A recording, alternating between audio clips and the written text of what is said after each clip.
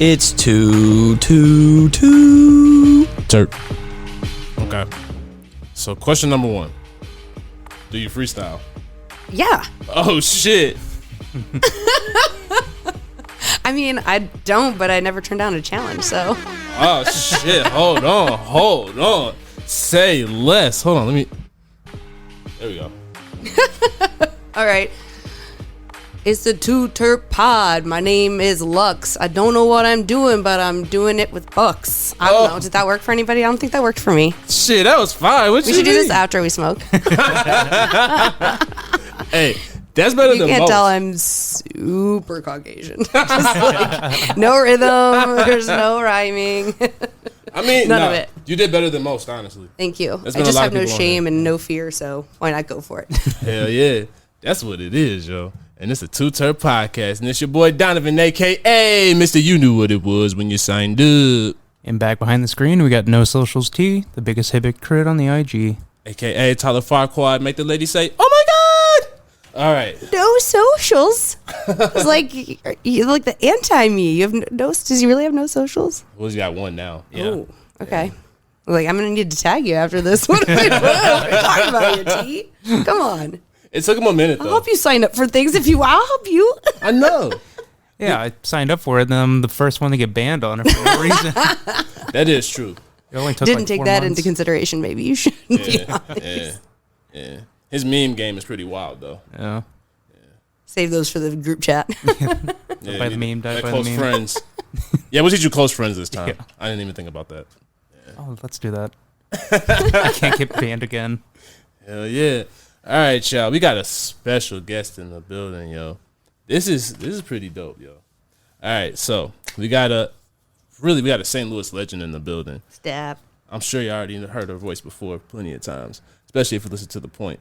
We got Lux in the building. Yeah, if you like alternative rock from the 90s and the 2000s and you were in St. Louis in the last 15 years, you might have heard my voice Hell on yeah. 105.7 The Point. But I did retire in May, and I'm thrilled to be here on this podcast. Yeah, this is wild, yo. This is the first time I've been back in front of like a podcast, like audio mic situation like this in a long time, too. Feels good. Got headphones on and everything. Like back at home, maybe.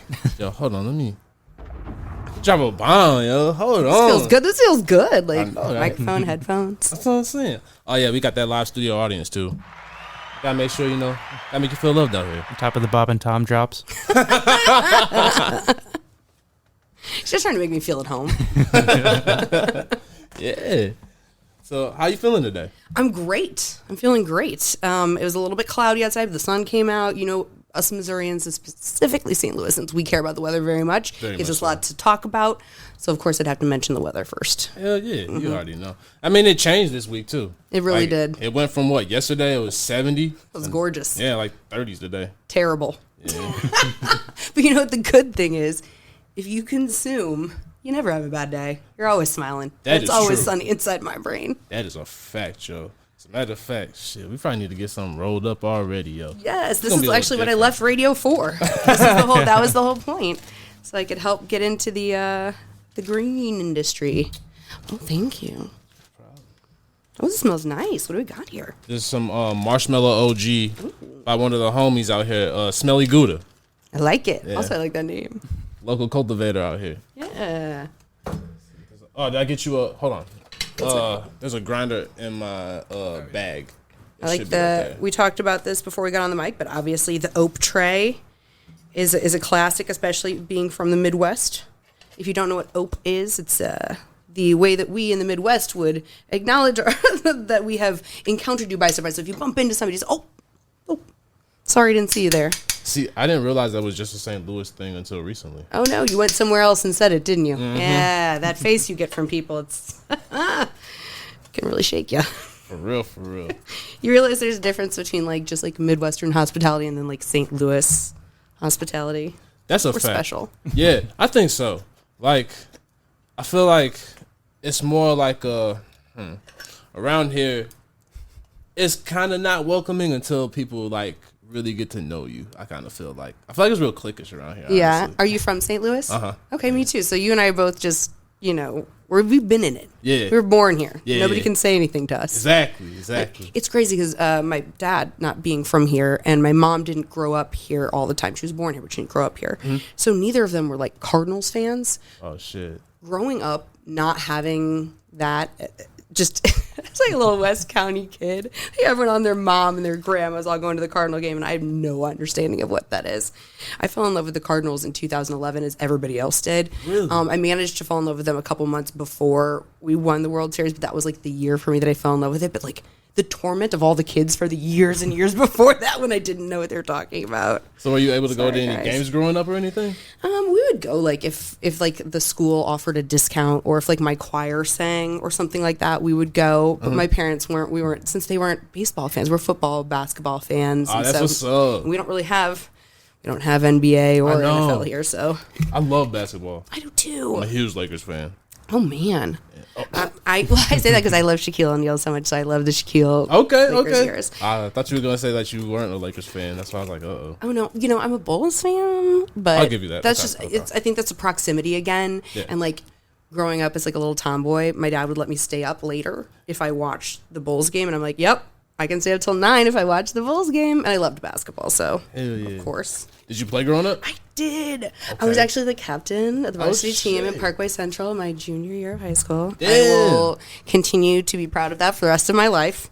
And then my senior year, I did Palms and just was like, whatever, let's just dance, fuck it. Why not? Have some That's fun. lit. You proved your point. You said shit. I run this shit. I need to show y'all no more. Yeah. I'm done. I think you burn out on some. Well, I have really bad ADHD, and that's one of the reasons I consume. I consume for multiple medical reasons, but one of them is ADHD. And for me to like be passionate about any one hobby or thing for any like extended period of time is pretty incredible. So for me to have such a long run with basketball and in fact radio, now that I look back on it, is pretty incredible. Now, the one thing I have never weaned on is my love for cannabis, but I do feel like that's because it helps me in so many different ways and helps so many other people I know around me in so many different ways, and I think that's just different. Okay. So you kind of led me into my our first segments, kind of the early cannabis origins. Perfect. So when I did got you? options here, don't I? Oh yeah. We got. Oh my bad. Did I hand you some papers too? So this is the most embarrassing thing. I do not know how to and cannot roll a joint. I have like all these really cool tools that like help me do them. Yes, I've got like cones, I've got like all sorts of things, but the amount of times that people have tried to teach me is so embarrassing. Like that's not something you walk up as like a bot. Like I'm a bot. You know what I mean? You don't walk up and you're like, oh, I don't know how to roll. Here I am. I'm actually glad you did, because like I'm about to use a joint roller. Oh, yeah, that's amazing. I've always just got my little cones. I've got this little thing, you know what I mean? I think I got a grinder that like grinds directly into the cone. Like there's just so many ways to make it, quick and easy. Although I have so many friends who really take the ritual of that very seriously. And I'm sad that I don't have that. I'm trying to learn. But I've got my own ritual where I scoop it into the cone, and I'm still very happy about it. I get you some I cones feel real it quick. either way. No, you're good. I got all sorts of stuff here. Okay. I want to make sure. I'm also a peace gal myself. Nice. So what was you had something you were on your mind there? Oh yeah. Your early cannabis origin. So when did you first start smoking? So my first time was after my senior year of high school. It was like the big party, we finished high school, we're seniors party, and somebody offered me a joint, and I laughed for the rest of the night. I laughed until I couldn't laugh anymore. I had the best night of my life. I thought it was absolutely hilarious. But I had been such a goody all through high school that I didn't know a plug. I didn't know anybody I could talk to. So I went away to college and would have it on occasion if people had it at parties, but I always just like, those were my favorite nights. I was able to relax. I was less socially anxious. I never woke up feeling hungover or anything. I was like, this is so great. So when it started to become a little bit more, I don't know, where it wasn't as sketchy to go out and try and find some on the black market. And when I finally was able to and start using it, it's like, oh, this helps with so many things. Like, you have your period cramps, and then all of a sudden you smoke, and then you don't have your period cramps. You're like, oh, well, that's kind of mind-blowing. Yeah. And it's actually a plant. So I started to fall in love with it on a medical scale quite a bit later. But it was one of those things where I just tried it and had the best time. I was like, this is so brilliant. I do remember, as important as this gets in here, is that my parents, they were hippies way back, but they were very strict growing up. Really? There was no drugs, very dare family, very oriented. Like, we were very, very strict. But my parents now have been medically using now for a couple of years. So they took a trip to Amsterdam on a vacation. And they said, you got to check the culture out over here.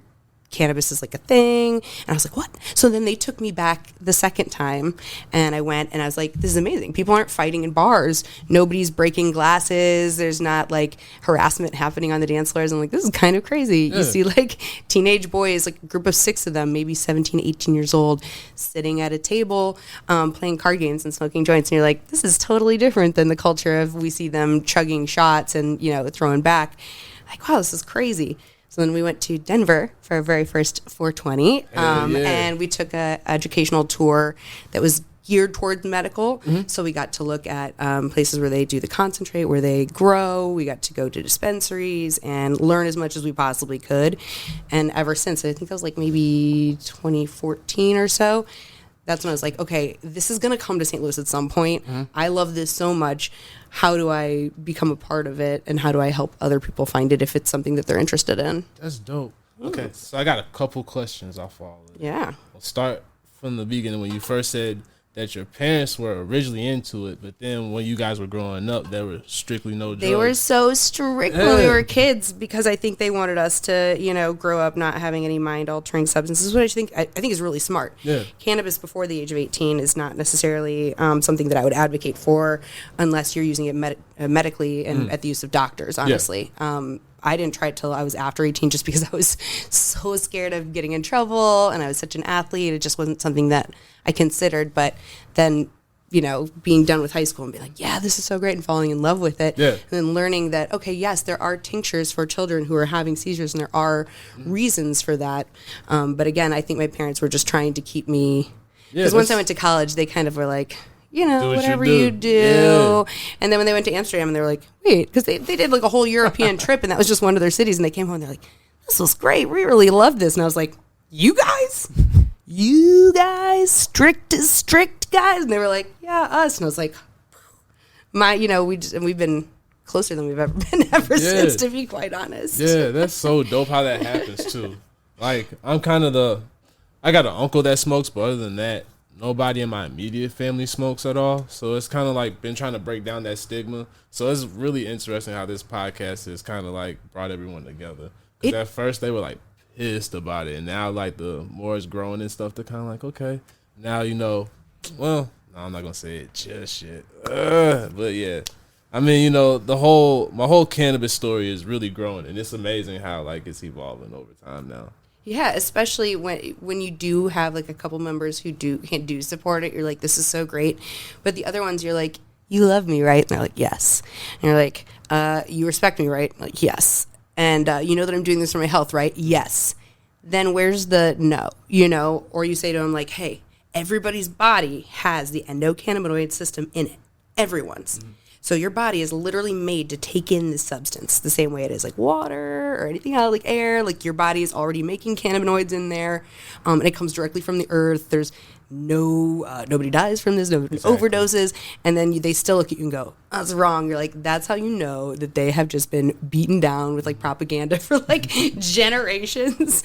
And you're like, man, how, I want to be that person who opens that up for you. Like, I want to be the one who says, yeah, I'm that girl who is helping you get the dog you wanted adopted, or go to the show you wanted to, or find out about the event on the radio station. And that whole time I was using cannabis, and it helped with my anxiety, it helps with my stress, it helps with depression, it helps with any kind of cramps or anything I'm dealing with woman-wise. It really helps with, back pain, leg pain, anything, restless leg syndrome, insomnia, like where you just go and go and go, and it takes care of all of those, which is pretty incredible.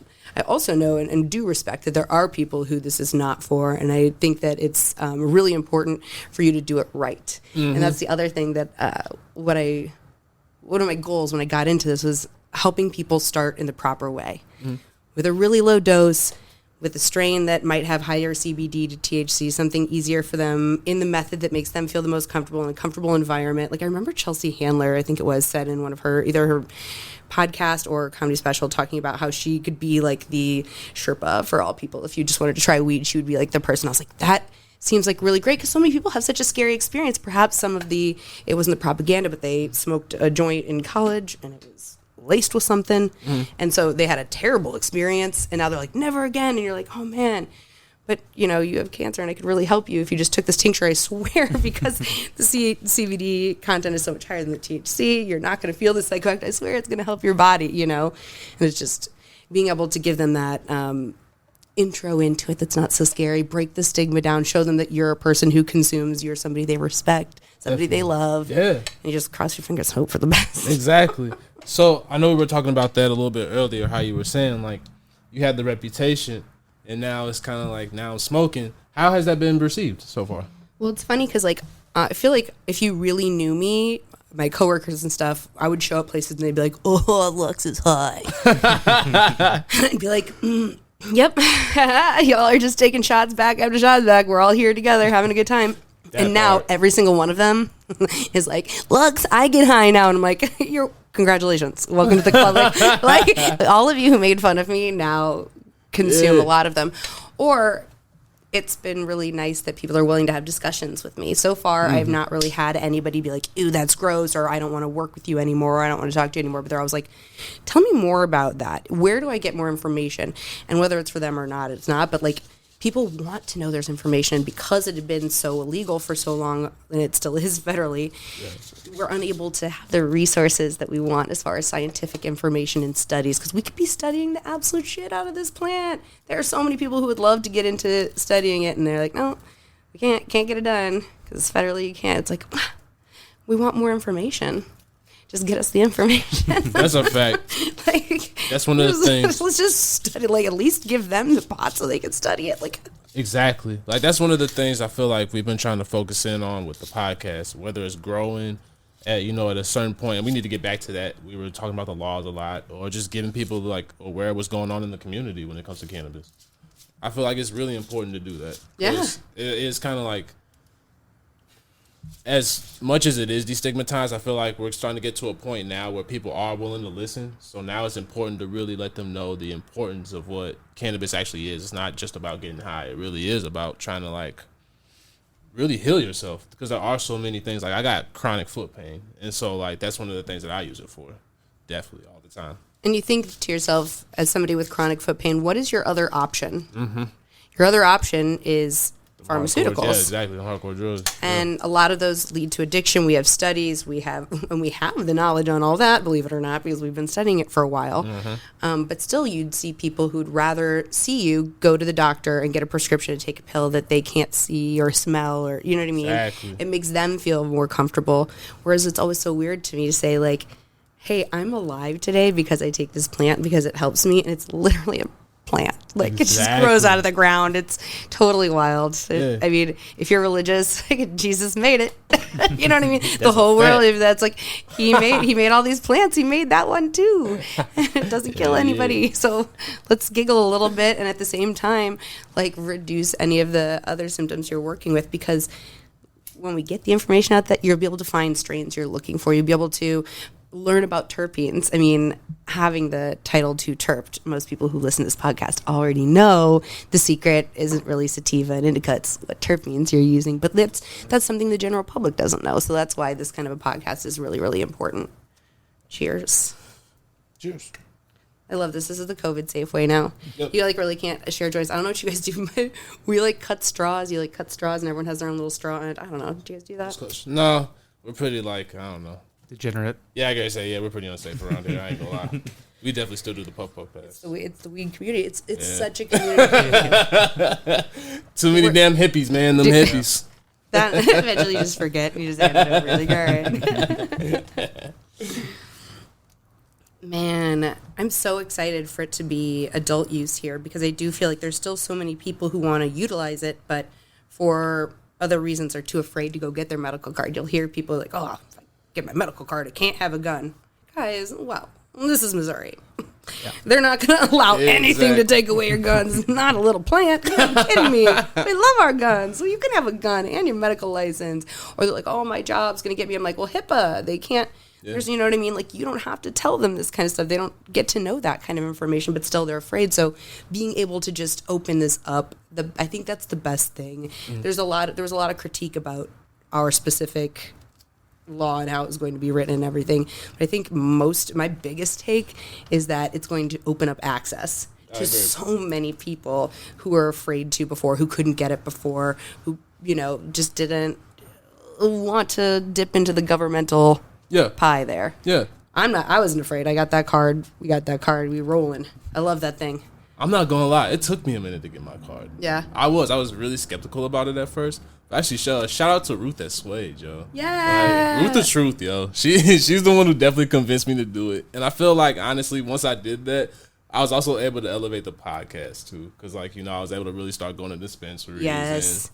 And there's different products and different methods, and that's something you're going to get some incredible homegrown from anybody. It doesn't have to be a dispensary at all or a strain. But when it comes to edibles and beverages and tinctures and stuff, we're not there yet on the black market. So I bet that really took things up. And I love that we both love Ruth. Oh yeah, that's a homegirl, yo. My parents were they went to the very first day that Suede was open in Ellisville. They were some of the very first customers, and they had their cards before me because they're cooler than me. But this is just no joke. That's lit, yo. Yeah, we can get them on here. They're the coolest. Hell yeah. But, yo, I got to put you on to some edible makers, though, yo, around the city. Yeah, you do. Because I really do. I did not like edibles up until a couple of years ago, just because I preferred to, choose my experience. Mm-hmm. And edibles, when I was younger, crept up on me. Now I have a pretty high tolerance and can pretty much, I don't know, it's got to be over 50 milligrams to really get anything going for me. So I'm pretty safe with pretty much anything I consume at this point. I'm safe with. So now I'm really into it. Really? So if you got people, hook me up with your people. We got Rooted Buds. We got full meals. Hell yeah. Because I love, especially, local. The more local stuff you can do, the better. Sure. They're out of Ferguson. Then we got Kristen, Mad World Edibles. Yes. I followed them on Insta. She's my favorite, yo. So good. Yeah. She does all the crispy bars, rice. Yeah. I'm gonna definitely get you hooked up with her. Absolutely. She's one of my favorite people. She's a homie in real life. That's one of my friends. I haven't gotten to meet her in real life. I feel like we're just internet friends, but we gotta make that happen. In 2022, 23, you are real friends with your internet friends, right? After the COVID, we all just decided we're now friends now, right? Yeah, we don't need to meet in person. Social neural link at that point. Absolutely, it just grew. One thing to the next. STL Space Streets. Yeah. Jermaine Oh, yeah. She's dope as fuck. What's your favorite edible? Your go-to? You're in the store, you get 60 seconds. Is it a chocolate bar? Is it a beverage? Is it a... I'm usually getting the beverage. What is it? Keef. Yeah. Do you have I love the strawberry kiwi. Do you have a preference? Blue raspberry. Okay. Yeah. Yeah, the Keef beverages are really good. Yeah. They've got one, it's called Flow. I think it's FLO, and it's the energy one. It tastes like a Red Bull, and it's got a little bit of energy in it. That one's good, too. I've had that Mountain Dew one. Yeah. The Mountain Dew flavor one. Oh, God, I love the beverages. The strawberry kiwi is 200 milligrams in the thing, and it's indica. Mm. And I just love that the top itself unscrews, and you have your little measuring cup. They're literally making it as easy as possible. So for somebody who doesn't like to smoke, this is a perfect option for you. At the end of the night, you got your LaCroix, you got your raspberry, you got your strawberry, you got whatever flavor you got, guava, I don't know, pamplemousse. Yeah. Is that one of them, pamplemousse? And then you pour in your little shot of your, and you just sip it. And because you're sipping it, it's slowly going into your system, so you're not going to have that one hit, whereas if you had a brownie and just pumped it all in, I think it's the greatest. Just go to sleep at the end of the night if you want to, and you don't have to be like us puffing. There's so many ways you can consume now. It's beautiful. I was with you until you said LaCroix, then I was like, the funny thing is I don't buy LaCroix. I think LaCroix is crappy. I like the bubbly Bubbly. I say that because Michael Bublé's in the commercials, but I think it's called bubbly. I think it's probably the Target brand. I don't know, it's Pepsi's brand. No, I think I have seen that one, but the LaCroix tastes like hairspray. Yeah, it's not. They're not good. But if you have a soda, you can put it in anything. If you wanted to, get a little crazy, put it in a margarita. Hell yeah. That's for those of us who can mix. Not everybody can. That's Again, true. It's all about your own. It's taking your own journey. I think that's the most important part. There's this great brand. Have you guys heard of Midose? No. Okay, they're pens, and once you inhale, it vibrates when you've had exactly 5 milligrams. So you can choose your dose.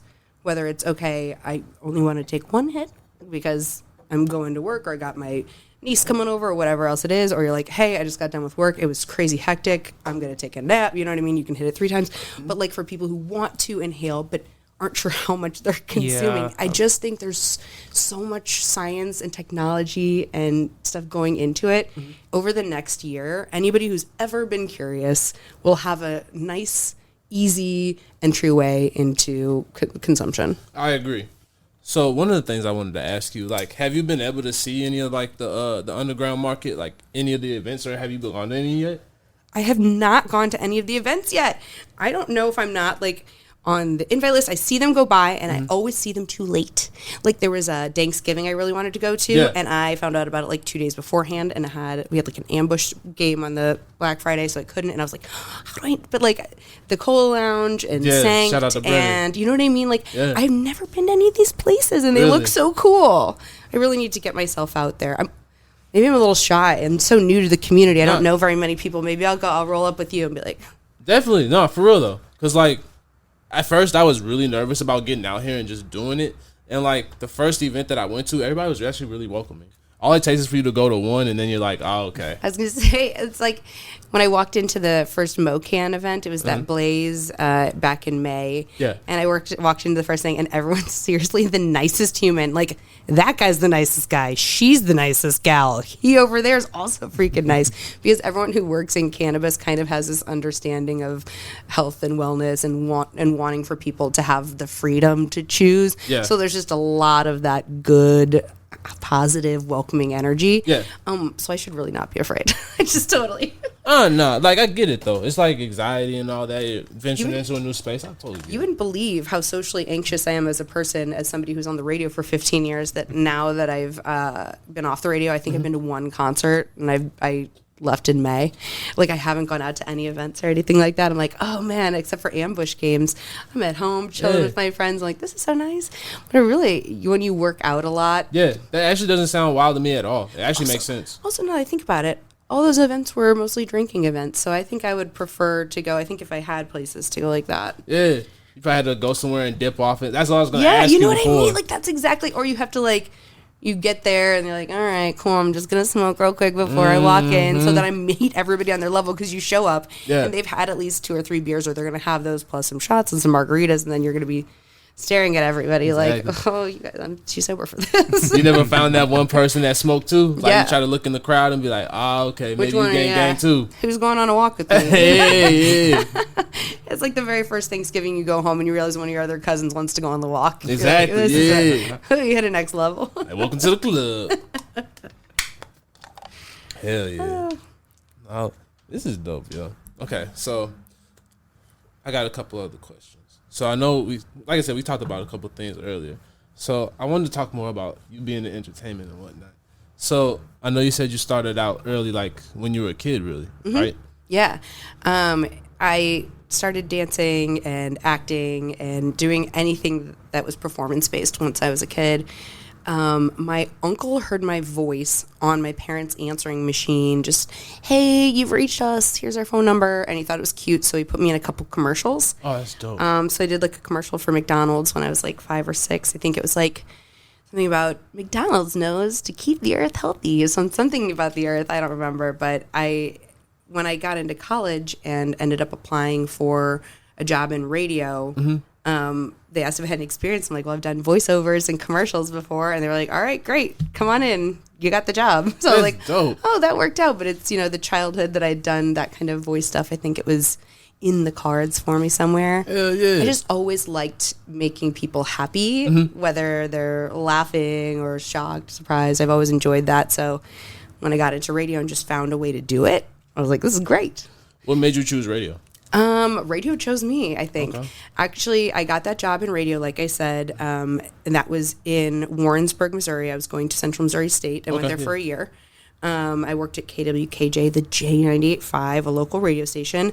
And then I decided I wanted to go home to Webster, come back to St. Louis, get my degree in film or I think I wanted to do documentary films, which is funny. I like all these lights and the cameras. I'm like, oh, it used to be so fun to set all that kind of stuff up. I used to love it. But I came home to Webster, and I was like working as a receptionist at a hair salon just to make extra money on the side. And I put on my MySpace bulletin, like just looking for a job. I really hate my part-time job. Who has a job? And I had met the marketing director or the promotions coordinator for The Point at a concert. And so he had said, hey, didn't you say you worked in radio before? Send me your resume. So I did. I went in for the interview a couple weeks later. Said, oh, we have a job. It's in promotions. It's like 5 to 10 hours a week, maybe $8.50 an hour. Do you want it? I was like, yeah, absolutely. And after a couple of weeks there, the boss said, hey, like, I heard you were on air at your other station. And I said, yeah. And he said, do you want to be on the air here? And I said, yep. And then that was July of 2007, a couple months in. And I just been on the air ever since. Once I found something that I felt good about and I felt like I was good at and I could do well, then I just love to do it. Yeah. Honestly, now that I look back on it, I worked at Hollister from my senior year of high school to like my sophomore year of college, and I was pretty darn good at that too. Like if you give me anything, I'm like, I'm gonna be the best darn gene folder you ever had. I'll stay till 2 a.m. to make sure we have the inventory done. Like, but I just like once I feel like I'm feeling good, and that's what I feel about the cannabis community is it makes me feel so good to be around. So as much as I loved entertaining, I thought to myself, maybe I can take this in another direction and point some of it into cannabis education and again just breaking down the stigma. I think there's just a lot that still needs to be done, sadly. Hell yeah, for sure. I feel like the work will never be done. Do you smoke CBD cigarettes? Would you like a CBD? Do you do CBD at all? I just got into these. It's a Bubble Kush. It's a CBD. Yep, they're great. I got some of these Lady J's. Have you seen these? No. I did. This is one of my first events as a cannabis influencer. I got to work with a really awesome hemp rolling company, and they gave us these Lady J's CBD cigarettes, and I love them. They're so calming. They're so great. And if anybody ever has considered quitting smoking but still needs this, it's all CBD. No tobacco in here. That's what's up. You want one back there? I'll try one. Yeah, I was going to say. He's been participating in, what is it, Dry January? What is it? I think so, yeah. Well, I did break for New Year's, but that wasn't much anyways. I just picked up the wrong drink for like... I heard there was a really fun New Year's Bud Tenders thing that was supposed to go down, and then did it get canceled or pushed back or moved? Can I go to it now? I don't know. Still happening? I was at Ballpark. I was at Ballpark. I did see that you were hosting. I was there. Yeah. It was lit. You know, they called me the day beforehand. Really? Yeah. They messaged me and said, hey, our host is can't do it tomorrow. What do you got going on? I was like, what do you got going on? I'll come down and host Walmart Village. Why not? I love those guys. So much fun. I was like, thank you for thinking of me. Hell yeah. You know, I'm out here freelancing. I just want experiences that are enjoyable. I really just want to live a positive and happy life. So that means moving on to things like cannabis that make me happy, and then doing random stuff like being on podcasts or hosting events. It's just anything that I can enjoy. Because like living life day to day, that's literally all you can do. Is just pick a couple good things, something you like during the day, and do it. So speaking of your passions, I see soccer is one of them. I love soccer. I love soccer so much. I play indoor. I've been playing indoor, oh my gosh, probably 9 years now over at Veta. Okay. I know, I'm getting too old for it. You guys, I turned 39 this month, which is just, my body's going, girl, stop with the running. My knees are like, stop. It's so much fun to play. And then last year, the Ambush invited me to come and announce one of the games as the public address announcer. And I went and I fell in love with it. That's what's and up. I stayed. I just loved it and said, you can't get rid of me. I'm here now. So I get to do that. And then I saved all of my pennies. I've never been a season ticket holder for anything. I saved them and then I spent them all on City SC tickets so I could be a season ticket holder. I'm so excited. I'm broke, but I'm happy. Have you gone to any of the games yet? I was out of town during the first game. Damn. I know, which is such a bummer. But I also feel like, well, I'm going to get the true experience. I'm going out on the very first day. Like it wasn't, like this will be the first day with the team. Yeah, there you go. March 4th, I believe. March 4th, February, okay. I think we have an away game, but March 4th, I think, is the first game. I got a hotel room for it because I live so far out in the county that when I'm going to come down for it, I'm like, as well stay downtown in St. Louis if you can. Oh, yeah, because that's definitely going to be a party night. For real, for real. Mm-hmm. City's going to be lit. City's going to be lit for real that night. I'm so excited for us to have a soccer team because I've loved soccer forever, and like to now have a professional team for a sport that I love. Yeah. Like I really enjoy hockey a lot. I really do. And I do enjoy baseball, but they're neither sports that I played or that I loved. But, like, my whole family, like, all of us played soccer at one point. I feel like maybe it's a St. Louis experience, but it's a lot of kids' first sport because they actually won't let you do T-ball till you're, like, old enough where if the ball hit you in the head, you wouldn't, you know, it wouldn't, like, dent you. You're not playing that in kindergarten. Yeah, you know what I mean? Like, kindergarten, they're like, you can kick a ball. And, like, first grade, they're like, oh, okay, let's get you a T-ball. Let's get you one of those plastic ones. You know what I mean? Mm-hmm. Oh, yeah. So I'm very excited about that. I think my first sport was basketball. Yeah. Basketball's always been my first love. But, like, with soccer, though, I started not recently. It was, like, right after high school because I had a cousin that played. She played for SIUE. Yeah. So I really became a fan of soccer with that. Like, I think it's dope. I think if I had to play soccer, I would be defense. Yeah. Yeah. It's just such a hard sport. It's so cool. It's such a hard sport. It's so cool. Both indoor and outdoor is so difficult and so different. That's the other thing, too, is learning the difference. Mm-hmm. Indoor, we have penalties like in hockey. So there's like penalty kills where you have like one less player and somebody's like sitting in a box, which is very strange. It's not unlikely for a game to have 10-7 be the score, whereas outdoor, if you get 3-0, that could be kind of wild. So it's just really fun to finally have like year-round soccer here too. That's true. And for a lot of people, they didn't know that the ambush was out there for doing it. I didn't know about the ambush for a minute now. Yeah, I mean, we came back. They were gone for a little bit. Came back in 2014, and then of course we had the pandemic for 2019, 2020. So there's years off again.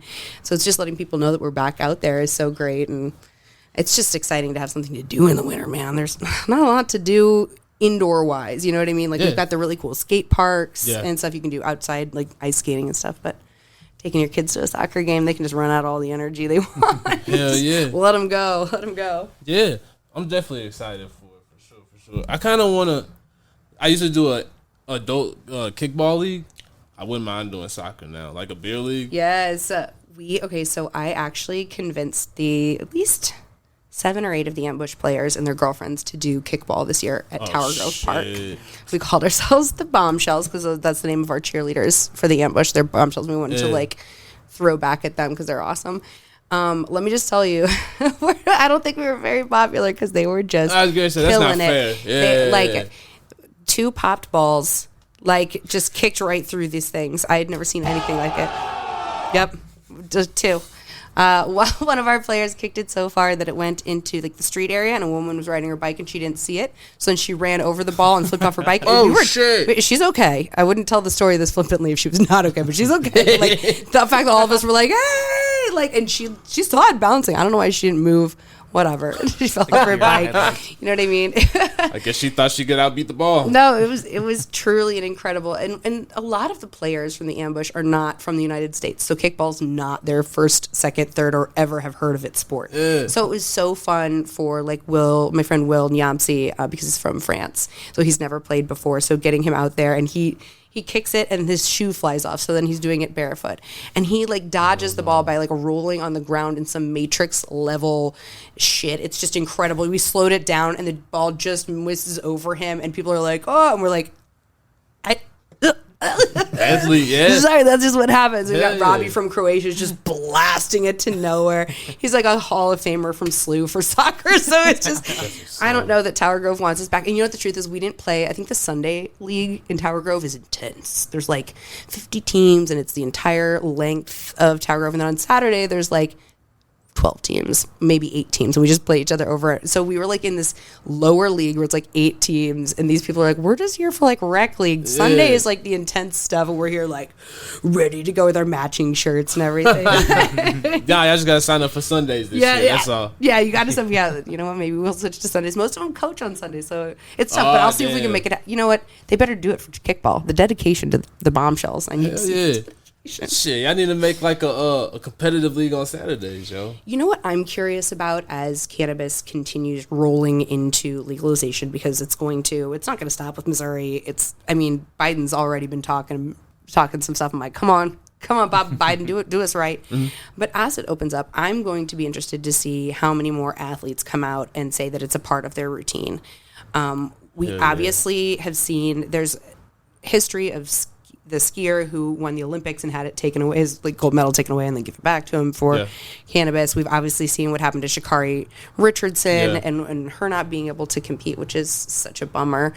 But then we've had studies. There's like was it 60 for 60? Is that the sport? They have like one of those back on cannabis and how it can like wrap your brain in like a type of bubble wrap. So if you do get hit in the head, say you play football, it protects your brain from smashing up against each other. So we have these studies that are like, what can we do with CBD? What can we do? Like, I'm just interested to see how many more people the NFL stopped testing for it. And, a lot of teams, MLB stopped testing for it a couple of years back. I'll be curious to see how many people say it's a part of like their recovery. So instead of after a really hard game where they've done something, maybe they lost the game by a goal or it's their point, instead of going home and drinking their livers to death, maybe they go home and take an edible and watch a movie. Like, I'm interested. Hell yeah. Yeah, I know the NBA, they started, I don't think they do drug testing anymore. No. Yeah, for cannabis, yeah. That's so great. And I really hope we start to see more responsible use shown, because I feel like the only use that has been shown up until now has been the stereotype of the stoner and the pothead. And like, exactly. Yeah, that exists somewhere. I'm sure it does. All stereotypes exist in some matter of speaking, but in reality, if you really saw the people coming home from their work and instead of having a glass of wine, like popping a gummy and getting into the bath and like relaxing, and you're like, oh, so that's the face of a cannabis user? And you're like, yeah, and she's a high-powered lawyer too. It's crazy. Exactly. Paying all her taxes, and she picked up her kids and took her to brownies. Like, moms are out here multitasking, doing everything while stepping into the garage to have a smoke so that they can tolerate frozen for the millionth time, and not just tolerate it, but be excited, be genuinely present with their kid for the moment, be able to sing, "Do you want to build a snowman?" Like, not just sit there and go, "Oh my god, yeah, it is cute, it's cute." Like, that's the kind. That's probably the parenting that we grew up with. No shade to our parents, but they were not allowed that option. You know what I mean? And they couldn't have a drink at 11 a.m. or that would be looked down on.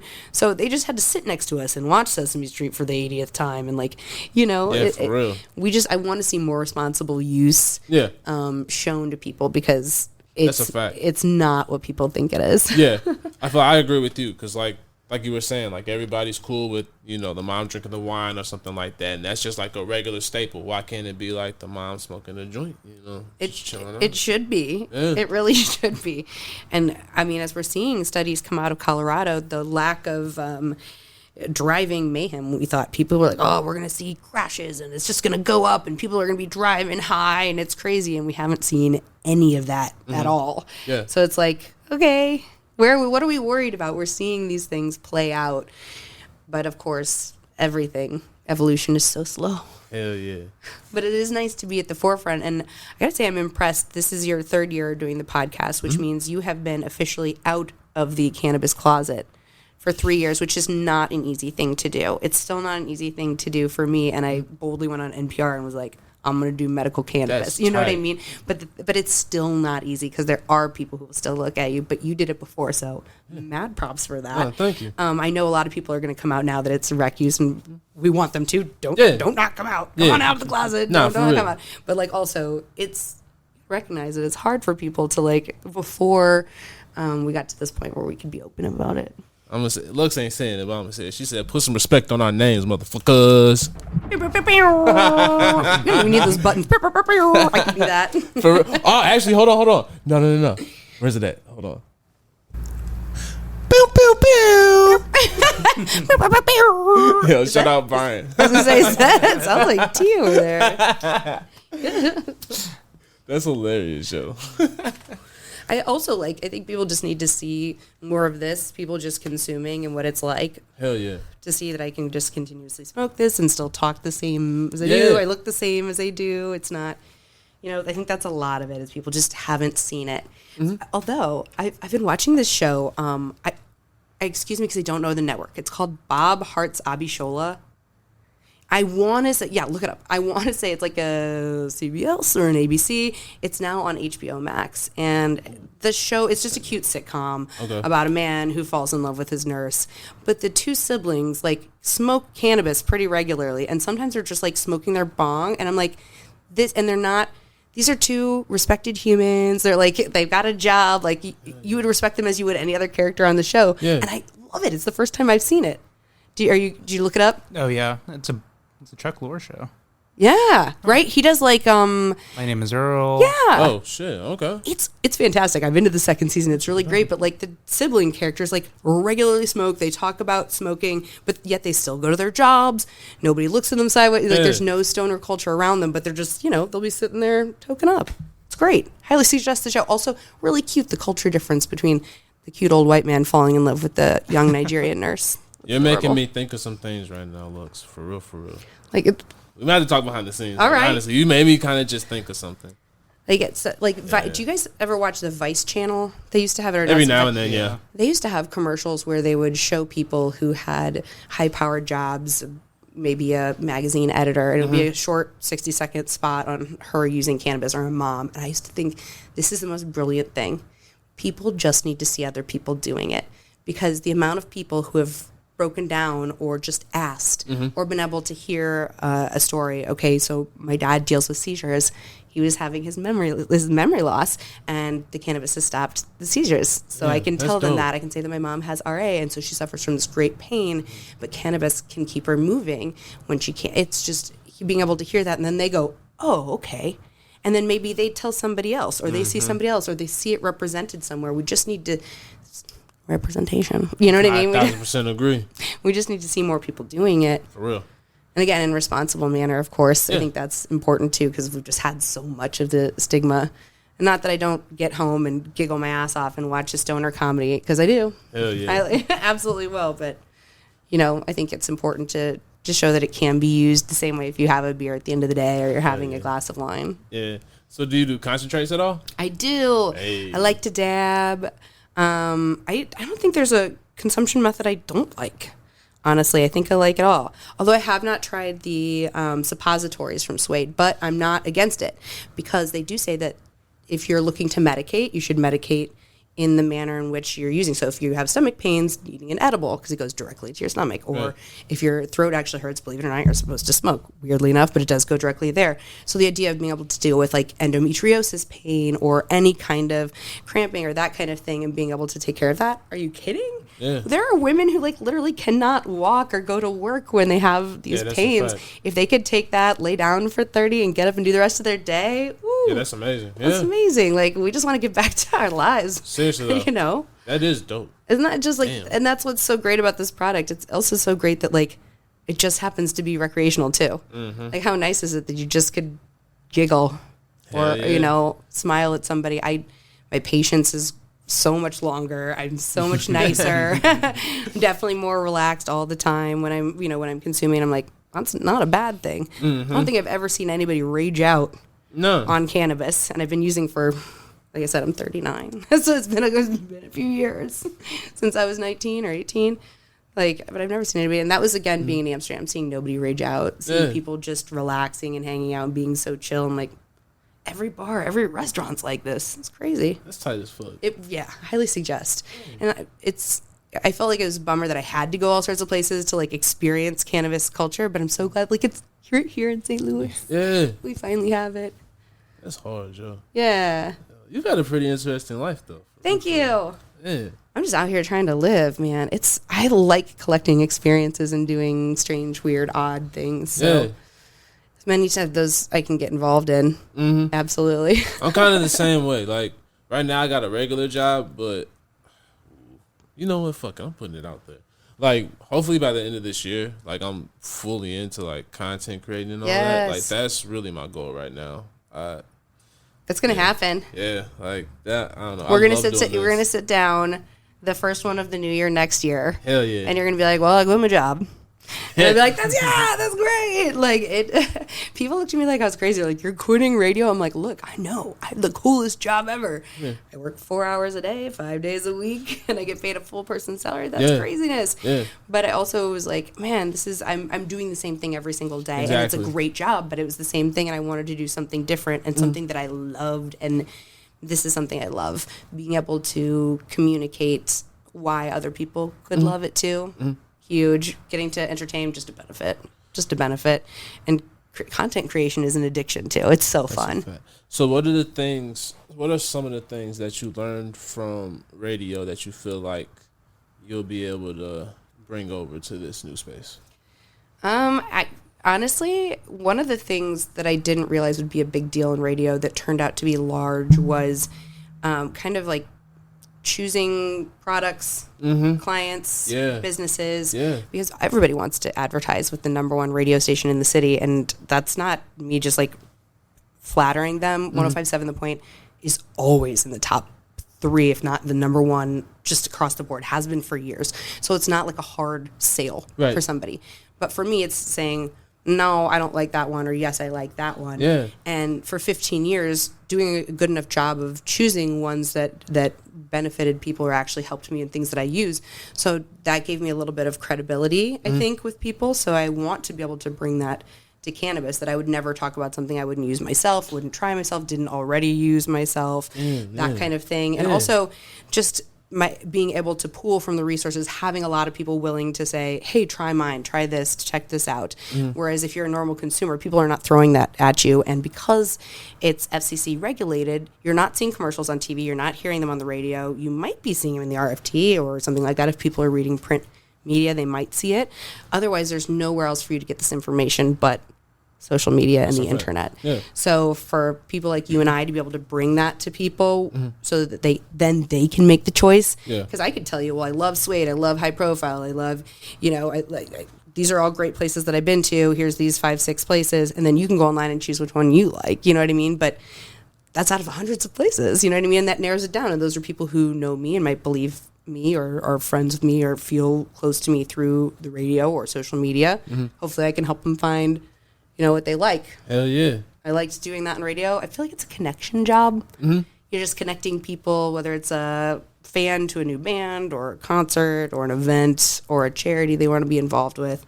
And I just want to keep connecting people. And that's the same in this industry. Like what you're doing with this podcast, I don't know if you know, but I'm a part of a nonprofit called We Are Jane. Yes. It is Shout women. out to MEP.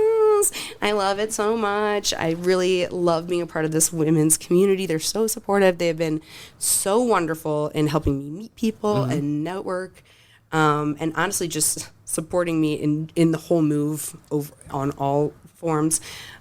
Really proud to be a part of that, and I want to see that kind of stuff grow as well. So hell yeah. But it's all community based. It's getting more women involved and then helping lift them up, and not just women, but making sure that all the marginalized communities that should be on step 1, who are not already on step 1 because we know where we are, get to where they need to go. You know what I mean? It's making sure, and that's another part of We Are Jane that isn't just women oriented, which I think is really beautiful. Yeah. Do you know the folks over there? Yeah, Tammy P. That's one of the homies. Yo. Aren't they so? She's one of my favorites. Aww. I feel like when I first started getting into all of this, she definitely helped bring me into the corporate space. Like she's a major factor in all of this. Like for real. Yeah.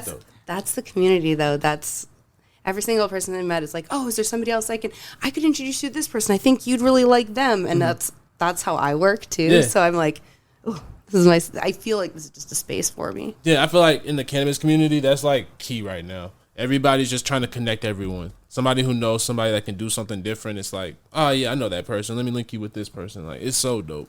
I love it. I feel like, honestly, it's like that too because this is the beginning of the industry. Like, we're the pioneers of, so that's one thing I learned through this podcast was about 100 years back, there was a whole cannabis industry. But, it got shut down because of all the laws and all that. But now we're kind of bringing it back, and now we're like the pioneers of the new industry. They're trailblazers right now. Like, that's exciting to me. Yeah. That's one of the reasons I chose to stay in St. Louis. Like, I feel like, I'm sure you got this pressure. Oh, yeah. Oh, I'm getting out of here. In St. Louis, I'm getting out of here. I'm moving somewhere. I'm going to go to a big city or whatever. Cool. Great. Go. 100%. Please. But for those of us who live here and continue, we recognize that St. Louis is such a small, big, connected city. What high school you go to, all of that plays into it, positive or negative. But it allows us to affect change on such a scale that you really couldn't necessarily if you went to a big city, being from St. Louis, not having the connects without having money and connects. But in a city like St. Louis, you don't necessarily have to have the money or connects. You can make that kind of thing happen because we're so connected. So you can actually make a very large difference. So to be at the beginning of something in a city and a state like this, it's like, oh man, we can really do something here. Hell yeah. Just start right in. That's so good. Yeah, I'm excited because it's like I feel like one of the things that I feel like people from St. Louis that we tend to do is when we do get big, we leave. And because we feel like St. Louis can only carry us so far, but it's like if the people who are actually great actually stayed here, imagine we could be like a New York or a LA or something like that. Absolutely. I mean, look at if you look at the roster of people who come out of St. Louis, it's one of my favorite things is when somebody's not from here. And I'm like, oh yeah, you like The Office?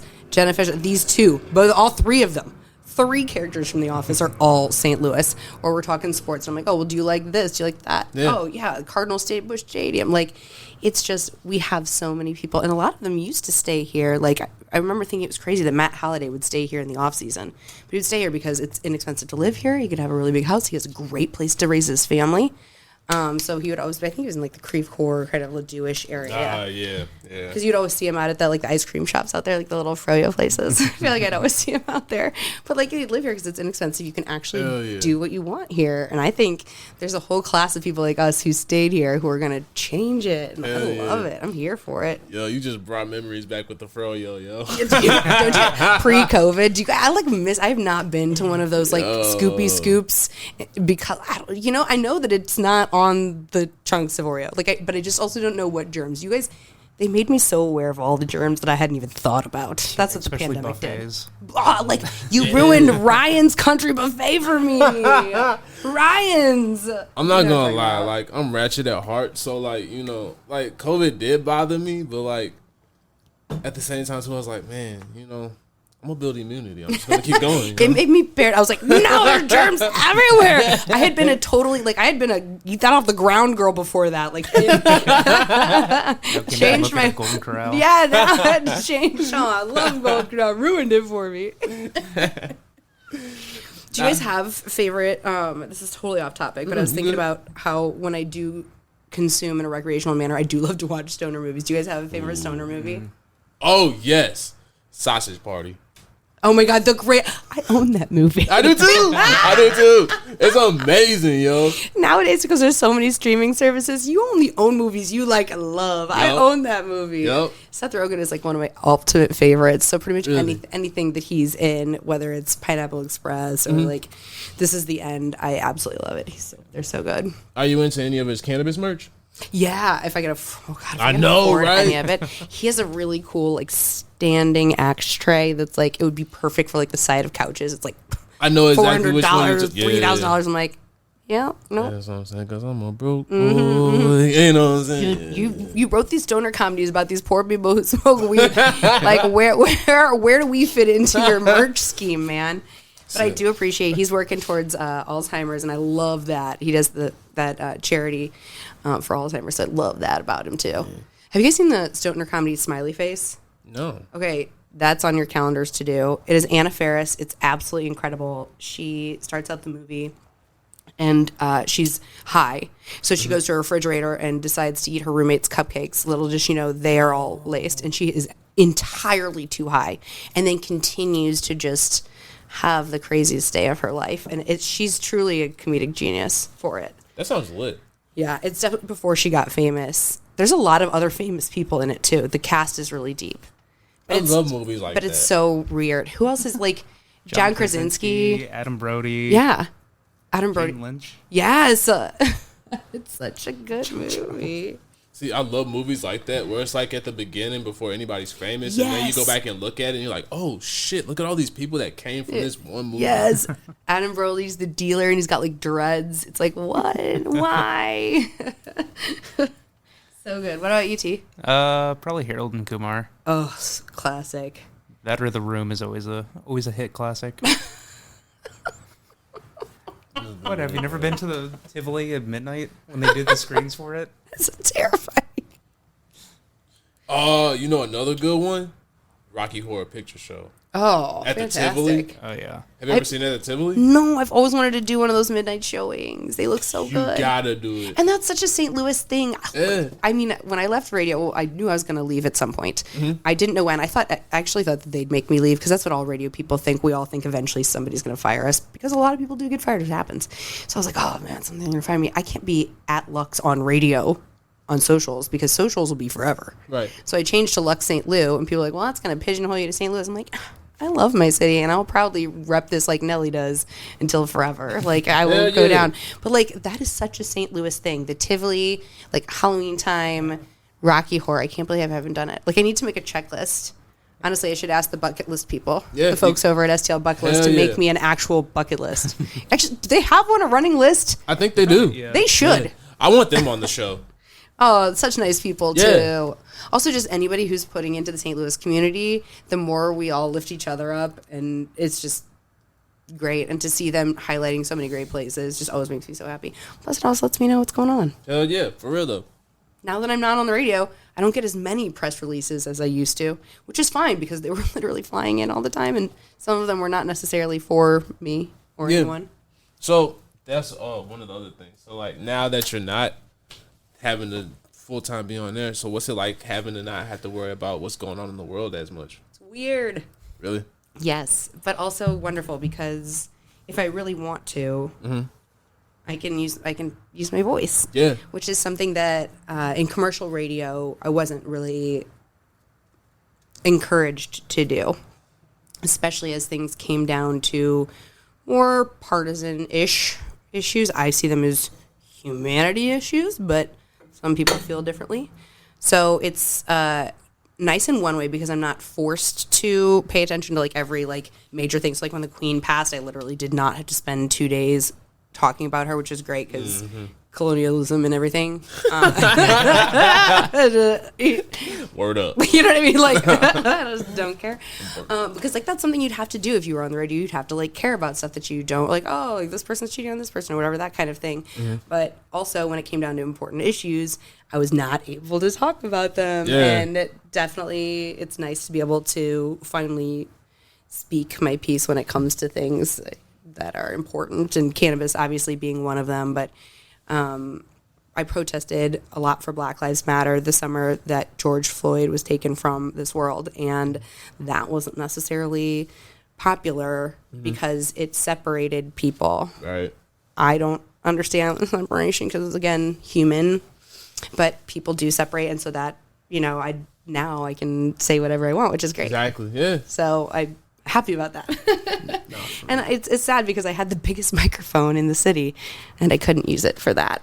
So I gave it up. And I figured there's other microphones, even the small, tiny, mini ones that you use for Instagram. They're out there and people will listen, you know. But honestly, I got mad respect for you for that because that really means you're passionate and you really do, like, care about this. Yeah, I do. Yeah, it's and that was one of the things that I was like, I need to do this before, or I wanted to do it before cannabis became recreational, because I wanted to show that I really am committed to it, and I do believe that it deserves to be free. Yeah, that's a regardless, fact. and that it's So, thank you. That's the goal. Definitely, because like I said, like honestly, at one point I wanted to do radio, but then I kind of realized like kind of how I really want to do this. It probably just wouldn't even be right to try to get into radio.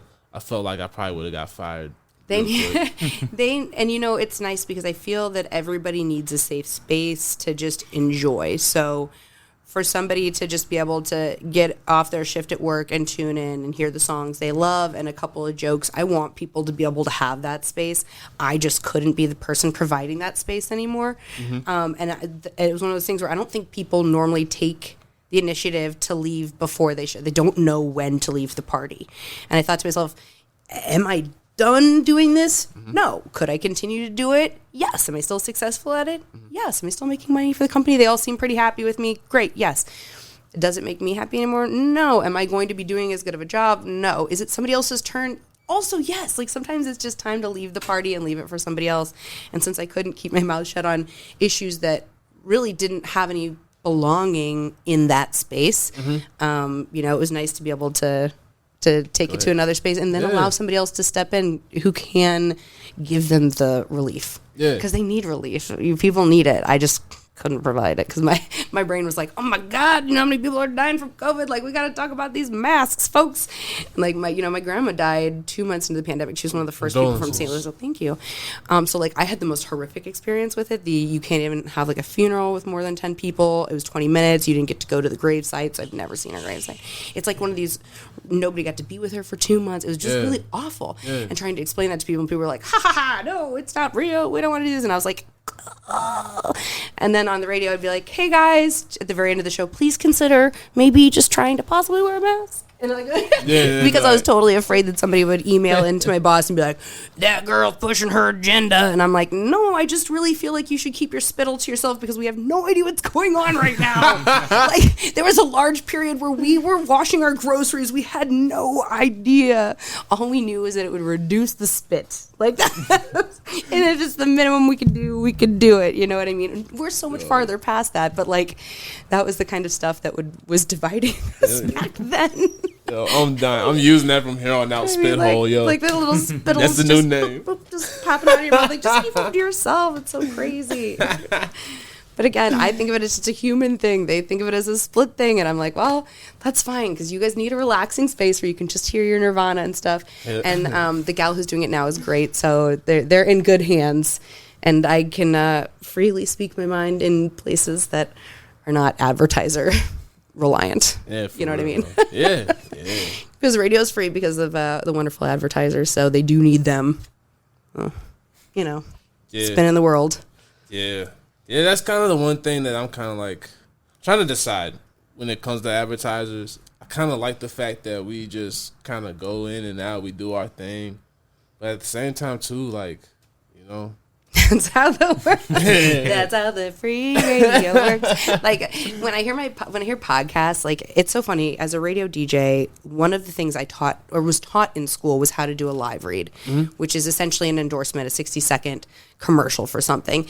Hey guys, I really love this pillow. It's the best pillow I've ever had. It's amazing. I sleep so well because of this, that, and the other thing, that kind of thing. So I hear people doing them on podcasts. You know, like this podcast is sponsored by Bomba Socks, and then they're like, hey guys, socks are great. And it's like it sounds so funny because like in radio we were taught how to do these, but these are people who are not trained in this. Exactly. So they're just out there like, hey, these are socks and you can get them for a discount, but you're like, at least the socks are paying for this because now I get this for free. So, but also I'd buy those socks. I'm totally influenced by stuff. So maybe you guys should have some advertisement on here. I'd be buying the stuff. Maybe. I mean, well, I buy everything off Instagram now, honestly. Yeah, that's true. Yeah. Or Facebook. I mean, this isn't usually an takes ad. me to Amazon. Yeah. I mean, this isn't an ad, but I mean, we did get some free. Hey, yo, shout out Steve, 1912. These are really nice. Yeah. I'm picky. Radio DJs, we're picky. These are nice. I know. And shout out to the Rex Sound, yo. For the exclusive, we also got the yellow and purple, 2 terp colors. They're so cool. Yeah. There's like a red inside. They like red bottoms, but like on the inside. That's right. Because we got that fancy shit over here, yo. Hey, The velvet ears. Yeah, these are so fire, yo. I'm really happy about these too. Like, these are amazing. Shout out to y'all for these. These are fire.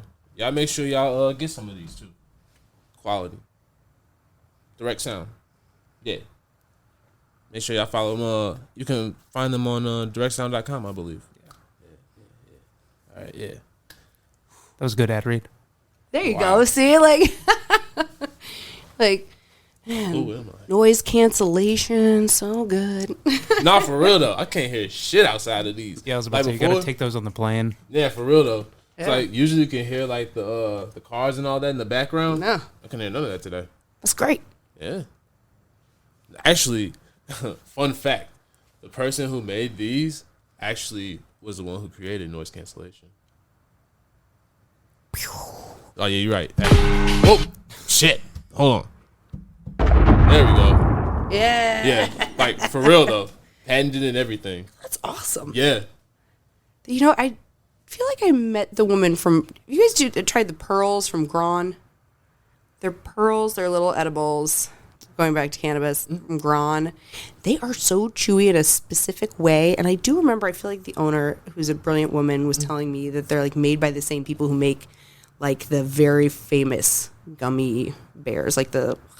Oh, I know which one's just Not Harborough, is it? Yeah. Okay, Haribo, Haribo, yeah. Haribo, Yeah. whatever. Yeah. And I was like, why are your gummies so like chewy? They're like really good. And she was like, we have the same maker as, and it's Haribo. I think it's Haribo. Haribo, yeah. Yeah. I could be totally wrong, but also look up Gron because those pearls are delicious. I think you're right. Non-sponsored, but they are delicious. That's fire, yo. I'm about to check those out. I mean, like, are there other like strains? Are there other things at the stores that you've been liking? Anything you've been like vibing? You gonna give out free shout outs to anybody? The triplets. Usually. Who doesn't love some old Vienna red hot riblets? Yeah. Usually I be shouting out the 314 day. Gromies. It's coming around again. Hell yeah. Yeah, I be shouting out the Gromies usually. As a matter of fact, I really need to do that. Shout out again, Smelly Gouda, for providing us with the flower today. It's delightful, by the way. Hell yeah. Shout out to the homie Mr. Living Soil. Shit. Shout out to Bill 420. Definitely fire. Shit. Who else have I been fucking with lately? I said Steve, 1912 Botanicals. Shout out Prince K. Lee. Shout out, Church for the Soul. Yeah, there's a bunch of shout outs that I need to do. Like, Actually, I would shout out Canvacate. oh yeah, shout out Doug, yeah. yo. Because Doug Hall's the one who hooked us up. Hell yeah. Doug and I go way back to like the club days Oh, I'm so Okay. sorry. when he worked in the I was gonna say, nightclubs. I got hella questions for you. Like, Doug is kind of like the Ari around here. Have you seen Entourage? He absolutely is. He is so smart and he knows so much and he just inhales knowledge. Mm-hmm. And I'm just always trying to wring him out. Like, just squeeze him. What do you know? How do I do this? Who He's do I a talk pretty to? wet person, yeah. Yeah, He's wringing out all his knowledge. Oh man. That's He's the homie. one who actually got us hooked up. So Yeah. thanks to Doug. Nah, for real though. That's the homie, man. I love giving him shit, but that's the homie. Yeah. And he's doing such great things. It was really exciting to be out at the Balloon Glow, which is such a St. Louis, it's Yeah. a huge St. Louis event.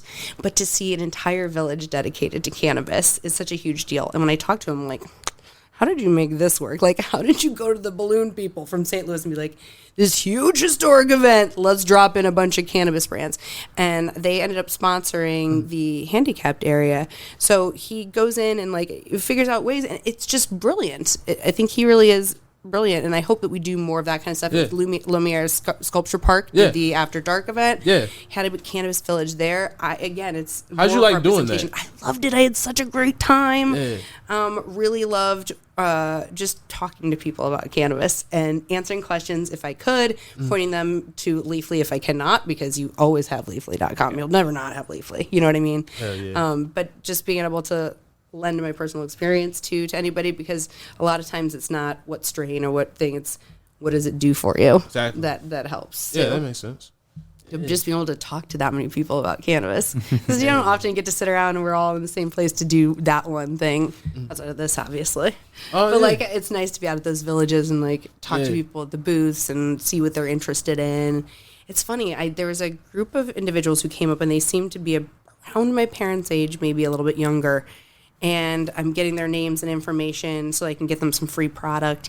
And I said, oh, that's Chesterfield area. I went to school there, Parkway Central. And she goes, oh, my son went there. And I said, oh, my mom taught there.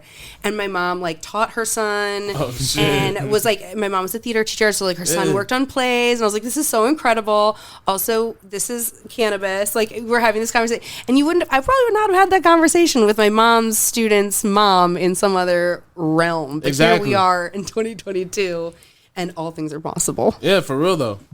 Hey, weed brings everybody together, yo. I feel like it's the great equalizer. Like, once people actually smoke it, the conversations that are had are amazing. I wanted to start a podcast, and I have a name for it, and I have a social media site for it. And it's called We'd Get Along, because I do believe Oh, that, shit. honestly, if you'd That's smoke with hard. people, we'd all get along. It doesn't matter who you'd smoke with. You would, in fact, you would. That's hard. Like, if you're chilling, I'm chilling, we're all vibing. I've never seen That's people dope as rage fuck. out. I've seen people get sad. Like, Yeah. sadness happens, but generally doesn't end up in, like, physical violence, which is what we're trying to avoid in social situations. If you want to cry, I say let your feelings out, actually. That's great. We have a whole lot of this country that has not been able to be in touch with their feelings or have been made to feel like they shouldn't for a long portion of their entire life. So, men, I'm very sorry. You've been told you couldn't emote. That was rude. Yeah. Let it out. Gotta save that for the car ride home. Yeah, I was gonna say, yeah. Look, come on, what you trying to do, Lux? Come on now. I saw that tear. He was like, me? No, just playing. No, just playing. I guess I had to pull it back in real quick. It's amazing you can do that. Talent, you know. Years of hard work, dedication. Yo, all right. Well, got another question for you. Yeah. Top 3 people that you would smoke with, dead or alive. Ooh. Okay, obviously I gotta say Seth Rogen. Okay. So then I have to add my dad because my dad is the biggest Seth Rogen fan. So maybe my parents and Seth Rogen. Okay. Okay, because my dad loves all of his movies. He like watches them on repeat. The Interview is probably playing right now. My mom will say they hate us because they ain't us. Like it's just so real.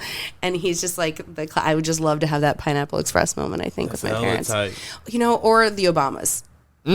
I feel like Michelle and Barack would throw down. Yeah. He get hella lit. I feel like Barack be chiefing all day. I love them so much, and 100%. Yeah. He definitely, I feel like he would roll I feel like, because he smokes cigs, I definitely feel like he would roll a Swisher. Yeah. Which is great, because again, I can't. Yeah. So that's really helpful, and any of my friends who want to smoke with me. Yeah, he seemed like and Seth is a pro, so I mean, that's why I'm choosing him. I literally just choose him because your rolling ability. Let me re-answer that question. I'm going to need Snoop's rolling guy. I'm going to need Lil Wayne's rolling guy. And there me. you go. It's just going to be us. Now that's smart. God, I would love. Have you ever smoked out of some sort of crazy designed joint before? We did an apple, right? I think I did an apple. I'm trying to think. What else? Like, I always want to make like a cross. Like I see people making these like Cross crazy joints, things. I'm like, what? What do you even do with that? Actually, that's what I want on. Somebody who does like animals and all that Yes, shit. we need a pro roller. Yeah, if I ever find one, I'm sending him directly to you. Fire. Hell yeah. We need to do that. Hell yeah. I wish I could roll in the first place. Now I feel like that could be a great job. I was hoping that you did because I wanted to do a joint rolling contest today because I haven't done one in so long. I'm terrible. I'm so bad. I don't even know how to use that thing. Really? Yeah. Everybody says that. I feel like this is easier to do than just rolling regularly. Yeah, I think that's my dad's favorite method. He's an old school roller. I think that's like a boomer. Maybe that's a boomer thing. He's going to hate that I said that. Damn. Cowboy rollers. He's in his 70s. Like, that's boomer officially. You know? I'm lucky to claim millennial at this point. Y'all could technically toss me into Gen X at some point. It's awful. Nah, you're still millennial. Honestly, it's all the technology that keeps me millennial, I think. If that's the case, then I'm out. I'm a boomer then. No, you says the man with all the technology in front of him in a podcast. This is like the easiest thing to work, yo. That's what you said. I look at radio and I'm like, oh, all these buttons? Okay, good. I know how to use these 3. Perfect. I mean, same. I guess don't get it fucked up. Anything past this, I'm a little twisted. She's like, I know. I set the rest of this up. There's a reason there's a ton of gaff tape and Sharpies all over. Well, I was gonna say, shit, lights, all of that, man. That's for real. That's the shit. This the guy right here. I don't know what I'm doing. Yeah, okay. He be lying about that shit, man. It's like the ultimate professional. Dude, so man. humble. That's why he doesn't have social media. Mm-hmm. Too many people would follow him. It would blow up too quickly. Mm-hmm. Just trying to be humble. He doesn't want to. Yeah. Yeah, for real though. He's got like all the flexes. For real, for real. Shit, talk a little bit about yourself. Look at him, he's blushing. That's just rosacea. I don't have much to brag about. He's a comedian. Comedy is so good. Behind the scenes, legend. I wouldn't say behind the scenes. Well, no, behind the scenes, yeah, but not a lot. Who's the We've got the really famous stoner comedian. Why can I not think of his name? I went and saw him here in St. Louis. Oh God! And he does the podcast about movies that I love so much. Oh my God! It's not the dude Max Payne, is it? No, it was Doug. Doug Benson. Yes, Doug Benson. I think I've heard He's a stoner. He's a stoner comic, and he's great. Yeah, he did the spoof on Super Size Me. Really? But it was High Me? Super High Me. Oh, I've And he heard got, of like that. super, yeah. Okay. If not another good, we should all just rewatch that again. Yeah, I was about to say, I think that's been 10 years. You should do a watch. You should watch and do a react to that. I would like to see. Okay. If you haven't Because I've seen it in a never long seen time. Super High. I've seen Super Size Me though. Yeah, honestly, That movie's nuts. it is nuts. It kind of made a not a terrible, but also not a great point for McDonald's. First, Yeah. I was like, well, this man's losing weight. I'm just gonna eat fries every day. He got Eating super sick. I was 5,000 like, calories and didn't expect anything bad to happen. oh. I mean, people do that every day still though. Yeah. You know? That's why watching Doug consume that much cannabis was absolutely mind blowing. He gained 4 pounds and he's like, I don't know why. You see all the rappers behind him. Yeah, I guess I kind of want to check that out though. We might have to recreate an episode of that. I don't know. That might have been like when we had HBG up in here. Like it was so cloudy in here, he had to like wipe Oh the my mic. god! Yeah, it was Also, he was crazy. using the volcano. I Ooh, I haven't never- used a volcano in years, and they are amazing. But he would have the entire bag full, and I'm like, that's for like multiple people over like a span of time, and he's just crushing it. See, I've never even tried one of those before. Have you done a gravity bone? Delightful, yes. And in fact, they had some really nice ones out at the BlazeCon event. We have such a cool like trade Oh, situation between all the companies, and they all seem to work so well together and partner together. Hell yeah. But they also had that. They had the ice luge bong that you could smoke out of. They had like a bunch of things going on at one of their parties that were so great. Oh, I forward think to I that. remember that. It was like the pre-party. Yeah. Yeah. I remember that. I look Yeah. forward to that kind of stuff recreationally. Like, obviously, we're not going to be able to have cannabis consumption in the same places as alcohol consumption, but I want more of these bars to pop up where we can have, you know, because you can like, you can't sell it, but you can gift up to 3 ounces. Hell So yeah. you buy a ticket and then everybody gets to get gifted. You know what I mean? And you Hell can just yeah. consume while you're there. That's where we're going to see the usage of some of these cooler tools that like we probably wouldn't afford ourselves or wouldn't use all the time. Like, I mean, I could get a volcano, but I sit and smoke by myself all the time. Like, what good would that do me, honestly? Yeah, I think I've used the one once that I have. That's like the perfect You got one? situation for a That one college was like roommate 19. of 6. Like, you guys are going to sit together and pass around. You know what I mean? Like, that's the Yeah. perfect sitch. Everyone throws in $30. Yeah, you gotta bring that through. Yeah, I'll see if anything. It'll be underneath the pile of parking tickets I have somewhere. Ah, damn. All right, never mind then. We'll get a new one then. I guess we'll throw it in the budget. Yeah, throw it as a tax write-off. Yeah. Just equipment. It's not about that. It's like, damn, yo, this is lit, yo. Thanks. This is It's fun. weird being on this side of things. I'm so used to asking the questions that I almost like don't know how to sit back and answer them. But it's fun to try and be on this side of things. How you think we did? I think you're doing a great job. Damn, thanks. Questions, backup questions, all good. I kind of like it to where it's like a conversation. Yes. You know, I interviewed Machine Gun Kelly Oh shit. the week before he won his MTV Movie Award for whatever, MTV Music Video Award, whatever it was that he wanted to win so bad, and then he became super popular, and then his music blew up, whatever it was. It was like the week before that, and he was, we start the interview out, and we're not live, but he and I are talking. I'm like, all right, we're going to go here in about a few minutes. Is there anything you need? And he's like, no, I'm fine. I see like Megan Kelly or Megan Fox wasn't Megan Fox. But walking behind, I'm like, oh my god, this is crazy. And then he goes away, and I'm like, oh, we got like 10 seconds, bro. Like the counter's going down. He like walks away, and he comes back with a lit joint. And I'm like, I am on Facebook Live right now for the radio station. Am I supposed to keep going or not? Is this yeah. legal or not? And I was like, we're going with this. If they don't want me on, somebody will call the guy, like the digital guy who's running this, because I'm not running the live. I'm just doing the audio or whatever. But he was so great. The interview was so great. He stayed on way later than he was supposed to. I was the last interview of like an all day where he sits and does 15 minutes with this station. So I couldn't believe how nice he was after all of that. But again, the first thing he did was light up. And I was like, I know this is your last interview of the day. We'll get in, get out. He's like, no, girl, we got all the time. He was so great. Talked to me about astrology. The video is still up on the Points Facebook page. It's delightful. But it was the first time that I interviewed somebody who like legitimately pulled out a joint. And I was like, but also so jealous. I was gonna say, I was like, you ain't asking for nothing after. you know what I mean? Like, we weren't in the same place. We were digital. We had to do it. I was like, he was at his place. and I Okay, was- now I get you saying. yeah, it was very sad. Yeah. It's it would have been one of my goals. Like, I remember Donnie interviewing Cypress Hill.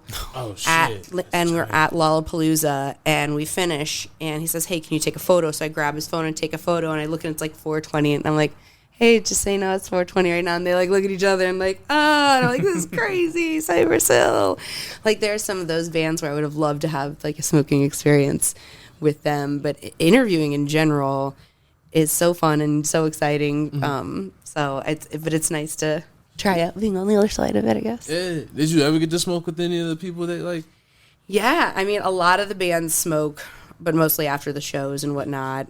Some people like real weird about it, and then majority of people just like, well, fuck it, let's just smoke. I remember being backstage at a Point Fest and like an entire band coming over and like joining the smoke circle, and me thinking like, I brought one joint. Where the fuck did these guys come from? Like I think it was the band Bare Hands. I'm like, what are you guys all doing here? Like, do you play the trombone? Like, where did you, like, what even is this? You know, but.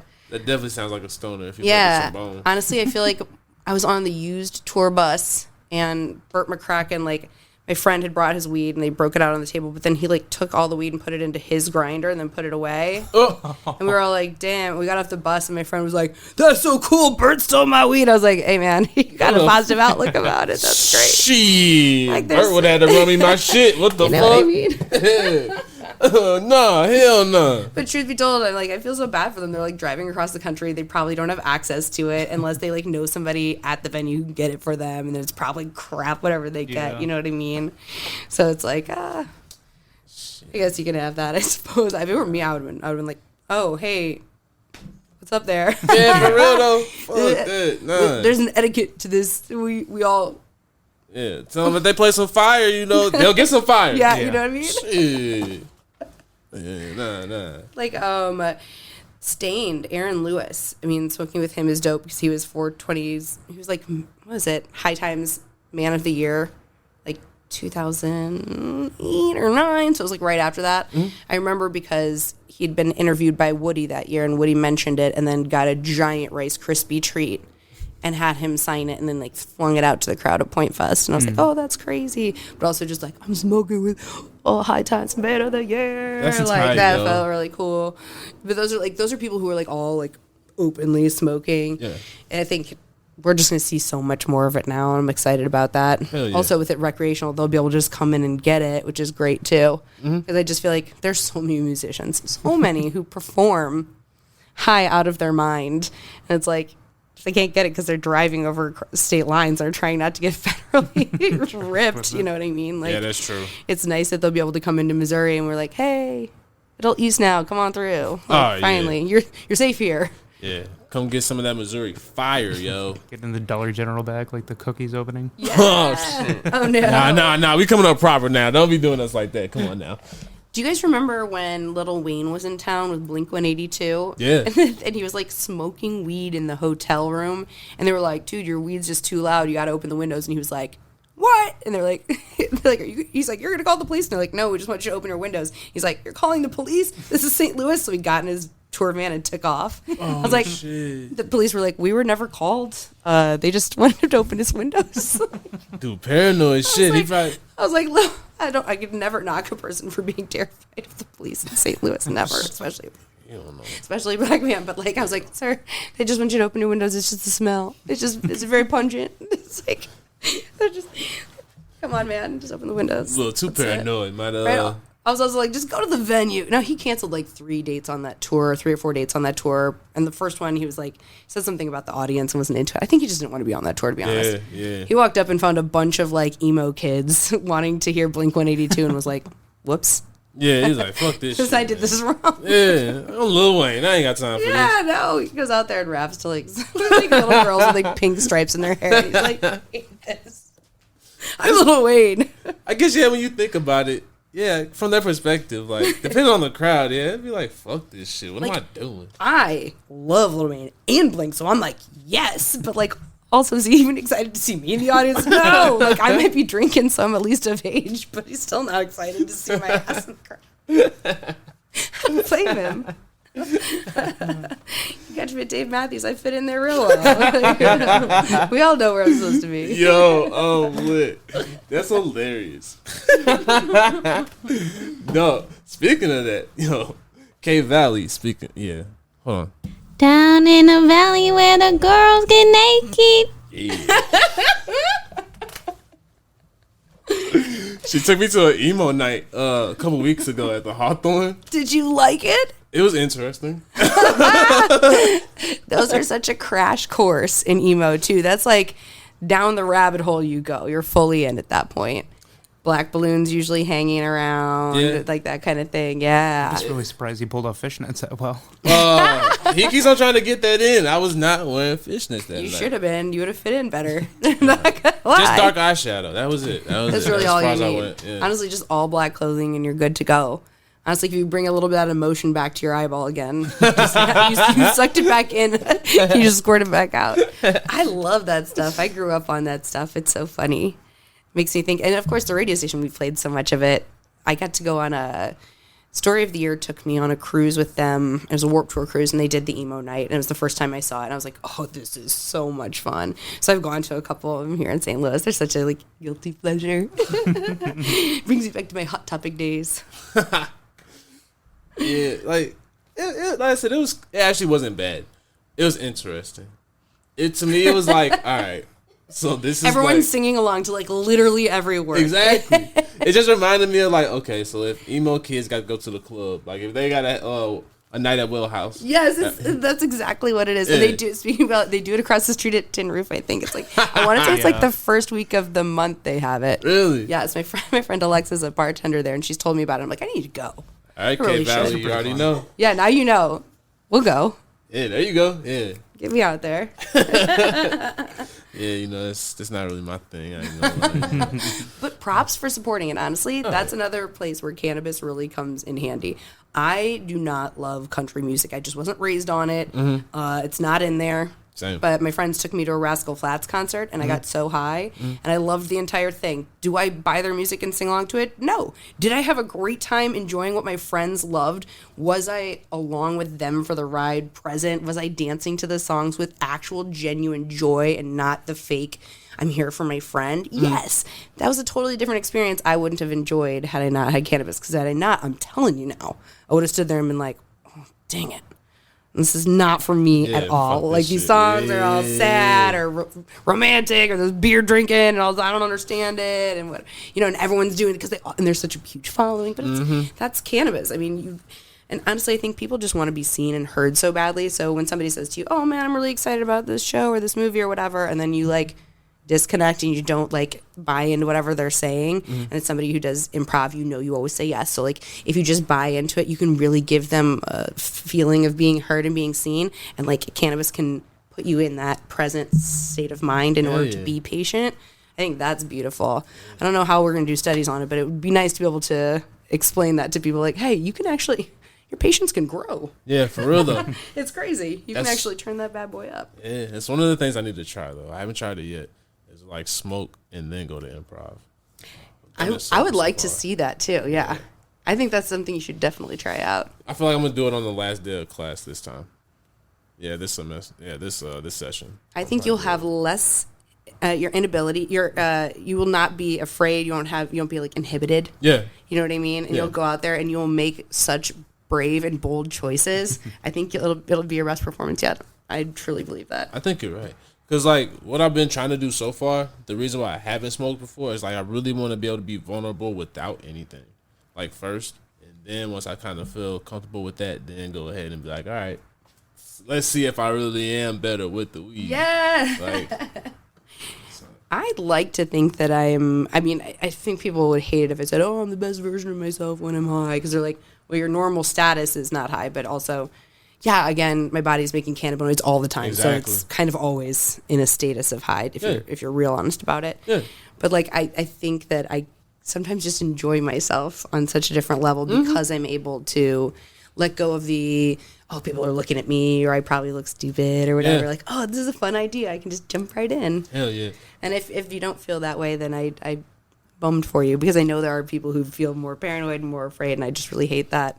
But again, we're all different. Everybody is different. Exactly. For me, I smoke I don't smoke all day every day because I still got I work, so I don't. Same. I never smoke like then, but when I'm not working though, shit, I'm blowing it down, and I still feel regular, and I feel actually more comfortable when I smoke. Like I feel like my anxiety is lower. Like I don't know, it's shit. It honestly makes me feel like a better version of myself. I learned that last year because I did Sober October, and I just realized like how much pain I was in and how I was always anxious and just unnecessarily. And it's kind of like, okay, I think one of the things I was trying to figure out was like, is this like, am I addicted to it, or do I really need it, or is this just something that, you know, I feel like I was struggling with, is this really a stigma or not? And through that I learned like, no, really does help me. Like this is a medicine. Like it's okay for this to be my thing. There's nothing wrong with it. I like to for people who don't smoke, like say the worst headache you've ever had, because headaches are like a really dulling, annoying. They can be like hour after hour, and like 4 or 5 hours in, you're cranky. You're like short with people. You're shorter with your kid. Like that's exactly it. And there are people who have like you said, your chronic foot pain, and it can make you so miserable. It can make you miserable to the people around you, which then affects your relationships, which then affects your self-esteem with yourself. And it's this whole swirl. And it's like, wow, it really boils down to the fact that he's just actually in pain. Exactly. And that pain has turned everything. So if you can start directly at getting at that pain, then it really turns everything around. It's really brilliant. And I feel the same way about it, especially with anxiety and stress. It definitely makes me able to handle an influx of people. I get overstimulated really easily. My ADHD, I was diagnosed really young, so I get very overstimulated. So especially going out to people, so like at Point Fest or concerts, I would always smoke beforehand because there'd be so many people and they'd be like, oh, hey, Lux, I heard you talk about this, or that's so great. Or the radio guy would be like, hey, we need you to go do the stage intro now. And then the band would be like, hey, thank you. And like I would just, people and lights and sounds, and like I would go home and be like rocking a little bit and like just stimming myself away. And I'm like, oh man, when I smoke, I go and I'm like, oh, hey, good to see you. And in my brain, I'm like, this is so nice. This person likes my radio station and we enjoy the same stuff. Let's take a photo. And that's not the way that an overstimulated brain responds. It doesn't take that stimuli in the same way. So that's one of the things I get out of it. I hope everybody finds what they need and then targets that, because that's really honestly what everybody wants, is to feel healthy and happy. So it's like, okay, is it migraine pain for you? Is it stress? Because there's different ways to go about it, of course, and with the different strains and the different percentages of CBD to THC. Like even you and I smoking these CBD cigarettes took down the psychoactivity of the THC that we had smoked before that. So there's just a lot of ways to consume, I would say intentionally, that I think is, which is, really great. Yeah, and being responsible about it too. Just like understanding like the differences between the THC and the CBD. Like you can have some THC and like you said, we can calm it down with some CBD. Yeah. Which is a good trick if you're ever like, if you smoke and you feel like you're too high. Get your CBD out. You can get CBD in flower and put it into your THC. There's just so many ways to, again, choose your adventure. That's why I think those MiDose or MiDose pens are going to become really great, because being able to inhale, it vibrates, tells you I've had one hit. Because people are always like, well, if I smoke it, how do I know exactly how much am I getting? Am I going to get too high? And it's like, well, let's take that guesswork out of it for you and make it easy for you to consume as a patient. Hell yeah. And I hope a lot of people still go through with the medical process, even though obviously with rec use they don't have to. I still think it's so beneficial. The doctor that I have talked to was so helpful. There's still so much out there that you can learn about which terpenes specifically are anti-inflammatory, which ones would help stimulate appetite, because perhaps you're wanting to stimulate your appetite because you're dealing with cancer medications or something, and you're using a terpene that doesn't do that. You might not be getting that effect, and you're going to go, well, cannabis isn't working for me. And you say, well, no. Let's try with the proper terpene crossover. Let's see if we can get this effect for you to work the way you want it to. And not give up and just go, okay, well, I just smoked some bud and it didn't help me. Exactly. Speaking of that, I didn't even ask you this. What are some of your favorite strains? Ooh, I always love Blue Dream. Always good. Got some homies that are growing that right now. Yeah, OG Kush. Always good. I don't know. I just bounce around. For me, it's more terpene related, or if it's something I haven't tried. Like when the cookies came out, I went through and was like, I need to try all the strains. And that apples and bananas Yeah. Okay. is still just a beautiful Really? piece of work to me. Okay. Some of the other ones I liked, but that one I just really fell hard for. But that was the first time that I was like, oh, I'm just going to try a bunch of strains. And normally I'm like, all right, which one has as much limonene and pinene as possible, especially for the ADHD. Try and get as much limonene as there as possible. Hell yeah. Yeah. I can barely pronounce carafe. I can barely pronounce half of them. We need we should have just picked easier words. Somebody should have picked easier words. Science people. Yeah, for real. You leave it to the science people. Let's make this as confusing for the general public as possible. You have to find this wheel of terribly spelled words and pick them out and cross them over. Yeah, but like That's why you have people like us. We'll help you. like I say, you look fancy whenever you say them, though. Really, like you know what you're talking about. No, carafoline. Did you see? That was so many syllables. I felt fancy already. Give me some glasses, like pinky up. I feel. What do we say? We're connoisseurs. Yeah. That's a great term. That's kind of fun too. Like I'm really excited to see all the marketing and the fun stuff that people can do with cannabis, and also just like the products. I'm seeing vapes where you can put 2 cartridges in, so you can mix your flavor, and that's something I have not experienced yet. But when I went to Vegas for the MJ BizCon? I went for MJ BizCon, and I saw there was a bunch of them. That's like, I guess, going to be a new thing. I'm very excited about this. Like being able to maybe mix your sativa and indica if you're wanting something more of a hybrid, like a direct hybrid, or if you're, again, trying to make sure you get the terpenes you want, you can mix. I like that. Or they're having, ones that are 2 grams as opposed to the 1 gram with 0.5. Yeah, like seeing the solutions to any kind of extendo joints. Yeah, I love seeing all the products. I'm like, these are all so cool.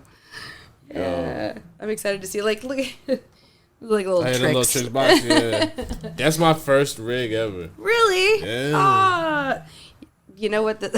Shout out to the homie Ryan.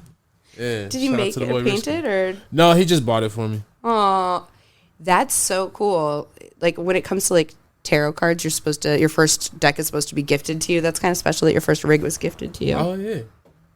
That's like always kind of nice. And then shout out to the homie BC Glasswork. He actually made this. Yeah, the tiny little, is that like a little duck? It was so cute, the little guy on top. He didn't make the duck, but he made this piece. Oh, beautiful. Yeah. People really out here just blowing glass into these incredible shapes that are totally practical and it's just amazing. He's actually supposed to be having an event. I believe it's April 1st. Oh, dang. Yeah, Will you let me know when that happens? For sure. It's supposed to be like all the glass blowers and all that. I love that. Yeah. Plus, he's a Tower Grove Farmers Market. And it's Or Saturday. out there a couple times. Yeah. I think he's supposed to be out there this Saturday. Oh, that's dope. His marbles are gorgeous. Yeah, that's one of my close homies too. Like he was actually one of my favorite episodes. Honestly, we had a really great episode. Yeah. He's been on multiple times actually. Yeah. I think that's so cool. Shout out Ben. People like, there's, what store was it? I think it was CBD Kratom and Mr. Nice Guy. They're owned by the same company. I don't know if you know much about them. Their story is actually really interesting. Really? Like the cute cartoon man is the father, and the siblings own the company, and they moved here to the United States because he was sick and they were trying to find cannabis medicine. So and now the daughter who runs the company lives here in St. Louis, and she just loves St. Louis. It's so great. Not from here, but I love to see that it was another story of like a family literally trying to find medicine, like coming to America, being like, how do we figure this out? That's so dope. great. But they have an incredible store out there in St. Charles, and they have some glass pieces that are like from the floor up. They're thousands of dollars. And I'm like, who made this? Exactly. It's so giant, and like there crazy bobbles hanging off of things and like different shapes and like what? Who does that? Like how? Your artist brains are incredible. Yeah, some of the homies. I think some of Ben's pieces have been in CBD Credium and Mr. Nice Guys. Yeah, I love it. I love they love to collab with local people too. Yeah. That's the other cool thing. I wonder if I've met your friend Brian, because I met somebody when I was out there. You might have, yeah. We got a couple of the homies. Yeah, out there. let me know what the podcast episode is too, so I want to hit there. I want to hear that too. I can't believe this is 110 already. Wowzers! How do you feel about that? No, it's almost 2 hours. No, I mean 110 is in. This is your episode number 110. How do you feel about that? How do you feel? I mean, like, I came on pretty late, but what was that, episode 50? So it's only my. I think so. Yeah. Yeah. I mean, honestly, this is shit. I feel like it's just the beginning, honestly. Like, I love doing this. I really want to, we've been talking about it. We really want to kind of expand the show a little bit more. So, like, kind of branching out our audience. So, more so, like, Mondays, it would be cannabis people. And then maybe Wednesdays, do, like, more expand of our audience. Yeah. I love that. Hell yeah. 110 episodes. That's a long time. It's a lot of dedication. That's very cool. Yeah. I feel like it's a lot It's a nice round number. I'm like, yeah, episode 110. Like, hell yeah. I feel like, shit. I don't know. It's been dope to watch it evolve. And kind of like, I feel like I've had a guideline for how I wanted to go. And it's weird because it's actually happening. So that's weird as fuck, honestly. that's how you're going to manifest that next year. Yeah. You'll be doing this full time. Yeah, for real. You wrote it down. You made it happen. We spoke it out into the universe. We were all here for it. Hell yeah. Yeah. 2024, first episode of next year, you're going to be like, oh, I'm out. I'm just going to do this. Hell yeah. Shit. We do this. Hopefully we got, like I said, Cooking with Buds coming soon. That's very cool. Yeah. No, are you guys going to host this stuff on, do you guys do Twitch at all? You thought Not about doing yet. Twitch? No, we've been talking about it quite a Yeah. bit. We got a Patreon, and then we of course we got YouTube. Obviously. We're getting ready to start really getting to it with those two. Like, I'm trying to learn how to do video editing myself, cause like right now, like honestly, all the responsibility is on Tyler, and like he's been like, Sorry, not, T. nah, man, he's been killing it, and it's like that's one of the things that I'm trying to expand myself this year. Yeah. It's like learning how to branch out myself. Yep. And like how to create content fully, not just be in it, but also be able to like, you know, edit it. Yeah. And all that stuff too. Cause like I see things in my mind. I kind of want to start directing and stuff too. Yeah. And I'm trying to figure out how to like actually do it. Cause I was never a school person. So like after I got done with CBC, I was like, fuck school. I mean, you went to one of the most intense high schools though. Like when you think about the parochial like school system, especially the preparatory ones. Exactly. Like I went to Parkway Central. Your high school was probably like college compared to mine. Yeah, it was lit. We had a different high school experience. Yeah, for real though. It was amazing. Like that was the one thing. Cause I would definitely. I mean, I just feel like you'd be drained after that, the same way you would. You know what I mean? Like that was extreme school. It kind of like it. Honestly, because I came from Normandy, so it was a whole different perspective. It showed me like things were really possible. Because it was coming like, you know, I didn't come from like super shitty means or anything like that. But I also got to see like where, you know, you can be something bigger than where you come from. Yeah. And that was one of the biggest inspirations. Like I still got homies that, you know, have been on the show or like I connect with to this day from there. And it's just like the connections, like, I don't know, the experiences that I got, I would have never been able to get them if I hadn't have gone to that school. That's for sure. I Like, can't believe we literally were going to schools like down the street from each other. Pretty much. yeah. That's as St. Louis as you get. Yeah, for real, yo. And it's like, I don't know, man. I keep thinking about going back, honestly. Like, really? Just like taking classes again, like the same. I did video classes at Webster when I was in school there. I graduated. I haven't used any of it. I did radio, so I did none of it. And sometimes I'm like, oh, well, I do all this stuff via social media, but wouldn't it be great if I like literally could just edit it on an actual editing platform instead of using in-platform apps? Like I edit everything in TikTok or in Instagram, which, as I'm sure you don't love social media, but it's literally such a pain in the dick. It's like I'm making more work for myself. Like it's obviously a worse platform. You're working with like really good stuff, you know? Yeah. So it's like, where do we, as an adult, do we go back and take the classes? Where do we take the, you know what I mean? How do we do, or do you just YouTube? Yeah. Yeah. You just YouTube everything. I think I learned that more than film school. Yeah. Like, I finally bought Premiere Pro and all that. Yeah. So, like, I've been doing the tutorials and all that. That shit still sucks. Yeah, it does. Yeah, I do that 60 hours a week. Do you really? Bro. Roughly editing time 60 to 70, yeah. It's weird how editing hours don't feel like real hours. No, you look down, it's like, it's already 6 p.m. Okay. I just lost 7 hours. What? That's crazy. I didn't eat? That's about right. That's fine. You're just waiting for the Adderall to kick in. As somebody who's mutually prescribed, yes, absolutely. Hell yeah, man. Shit. But like I said, one of these days, by the end of this year, I want to be able to, like, completely do clips. Like, and then expand into bigger things, but clips for sure. Yes. I have those like down pack. Do it. I also just love that people are so multifaceted. We always kind of put people in a box like, oh, you're a podcast person, or you're a video person, or you're a social media person. Yeah. But in reality, we all have these abilities to do all these different things. Yeah. And if we just let everybody just try so much more, it's just going to benefit us in the long run. I feel like everyone's like, oh, Lux, you're the radio person. And I don't want to be like, well, I'm also this, and I also like that, and I'm also these kind of things. So, like, I'm glad to see you like just choosing to do any of the multifaceted things that you want to as a human instead of just putting yourself in that one box. Like, oh, I'm just a cannabis podcaster. That's what I do. Yeah. No, I want to be an entertainer. Like, so I look at Joe Budden is my favorite podcaster. Yeah. But, he started out as a rapper, and then he turned into a podcaster. But I feel like cannabis is going to be I feel like everybody has their beginning. So yours would be radio. Yeah. But now you're branching into other things. Like, everybody has their medium that they start with, and then they branch out to other things that they really want to do. Yeah. I kind of feel like... You start with what you know and what you love. Yeah. Because it's easy to, you know what I mean, to have the passion for it, to keep you going, and it's something you're knowledgeable about. Exactly. Yeah, I think that's the way you go. 100%. I really wanted to find a niche first. So then it's like, once you perfect that, then you can go into, like, really expanding your audience and talking to, like I said, I want to talk to any and everyone. That's the ultimate goal. Just to sit up here and smoke, or even we be drinking up here sometimes too. Just do whatever and just hang and still have the Too T3rp going on, but like just talk to any and everyone. Yeah. I think those are the best podcasts where you're just like listening to people just shoot the shit. Yeah.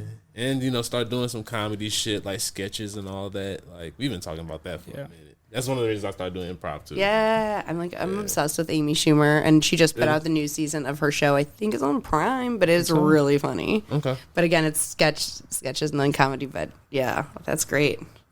No. Where do you take your improv classes? The Improv Shop. Okay. Right off of Manchester. Yeah, in the Grove or Central West End. Grove. Yep. Yeah. Okay. Yeah, I know where that is. Shout out to my class, yo. We just we didn't even have class this week, but we met up yesterday and practiced. Like, that's awesome. Yeah. How fun though too. Like, theater people are special people. We really are. Like, I was raised by one. I am one. It's not at all shocking that cannabis and theater would go hand in hand because, again, the most accepting people. You're putting on so many different roles as an actor. So like you're just used to being like, okay, we accept you. You're going to have to play every single different role you want in here. You can be anyone you want. You go play a sport, and they're like, if you're not tall or big or ripped, you can't play this in theater. They're like, yeah, bring everybody. We need everybody. Come on in. This is funny as hell. This is my quarter life crisis. I turned into a theater nerd. I avoided it all through high school. Like all the times where it would have been embarrassing, and I'm like, nah.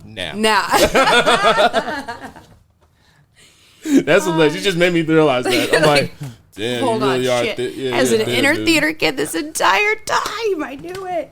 Like, you were probably friendly. You were nice to kids when they were new. Somebody probably made you like, oh, he's going to show you around. Donovan's going to show you around. You're like, yep. Like, if you're that kid, you're a theater kid. Well, I always went to different schools, so I always had to adapt. I was going to say, my mom went to 5 high schools in 4 years, so she was the same way, so I feel like the theater program is a really good space, and cannabis is definitely the same way, which is why I need to get out to some of those events. Is there one coming up that I should, like, get into for sure? I know that one April 1st. I know it's so early in the year, I don't know if anybody's planned anything. Oh, yeah, there's an event, Cannabis and Tattoos. Okay, that I love. I have lots of those. Yeah, which it's the same organizers as Tattoo the Lou. Yeah. Oh, that's awesome. Yeah. Okay, that sounds fun. LT. I'm trying to think. Because I just want to go to one of the... Is it Sanct that's a lounge that's open, or is it Cola? Yeah. Which one's open now? The Cola Lounge. Uh-huh. Shout out Brennan. And yep, love Brennan. He's so cool. Hell yeah, he's still tight. We had him on the show, too. Yeah. I have a video of him and I using one of those fancy like glass gravity bongs from I still need to use one of those, yo. I saw Wiz. I was like, oh my God, yes. I was like, I saw Wiz using this on Instagram and I put it in my like saved folder. It's like 1,000. Those things are so expensive. Yeah. Every time a company tries to like give them away, I will tag everybody. I have no shame. It's like tag your friends for extra. I'm like, everybody on my friends list. They're like, I don't even smoke. I'm like, I do not care. That's right. That means you're going to give it to me then. Dude, one day I'm going to win it. And if I do, I will bring it here. We will utilize it on the pod. Hell yeah. For real though. Shit, man. I've just spoken that out into the universe. Now I really want it. Yeah. Now either way, yeah, we gotta get that shit for real, yo. Yo, man, this is fun, yo. Well, glad. I'm glad this is the first episode too of the year. Yeah. We started out right, yo. Yeah. I love that I'm bringing in the beginning of my ASMR. Happy 2023. That's right, that asthma. Yeah. Dude, that goes so well with weed too. Like I don't know. I think I have been listening to my body so much more as I age, and cannabis helps me listen to my body. Obviously, when you don't have pain anymore, you're like, well, I no longer feel that kind of pain. But like listening to my body and just like an overall sense has become such like a part of this. And like ASMR actually has a scientific thing where it triggers the back of your brain. But like I tried it. I remember trying it in like 2008 and like watching the videos on YouTube being like, this is nonsense. And now that I'm listening to my body and I smoke, I literally get tingles and pass out like every time I watch one of those videos. And I'm like, I don't think I would notice this kind of stuff if I didn't utilize cannabis, because you're so focused on doing the dishes and picking this up and reading this email and doing this. Like you just do not listen to your body. You miss the headaches, you miss the cramps. People get sick and then they don't realize how sick they are because they're not like listening to themselves. But that's true. Overall, I think the number one thing I think about cannabis is that it puts me in the present. I think I said this, I don't know if it was, I just was talking to the folks over at Mo Greenway, but like I have anxiety and depression, and like anxiety is me worrying about the future, and depression is me being sad about things that didn't happen in the past. But like cannabis puts me in the present, and for some reason when I'm in the present, everything's good. Like I can breathe right now, I have water, I'm in a nice place, sitting in a nice chair. Like just the basics are all taken care of, but I would never think of that kind of stuff. I'd be too worried about tomorrow or what happened yesterday if I wasn't consuming. That makes sense. Yeah. Yeah. Like, you're right.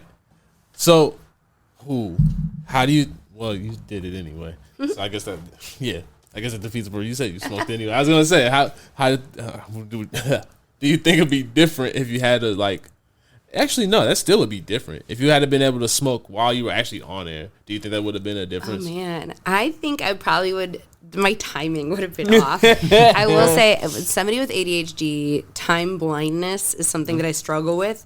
So one of the things that I was really cognizant of when I was on the radio was making sure I wasn't talking for too long, or making sure that I was kind of like getting in and getting out, because nobody wants to hear anybody jabber for a really long time unless it's something truly entertaining or truly important information-wise. Nobody wants to hear it. So my goal would be to talk between anywhere like 10 seconds on a low end of just telling you who the song is or something that's going to come up, and maybe 90 seconds at the most. And like if I were smoking and on air, I probably would just be talking and I would just like let it go. I'm sure I would have just like let it go. But man, I'd be so stoked to get off the air and get home.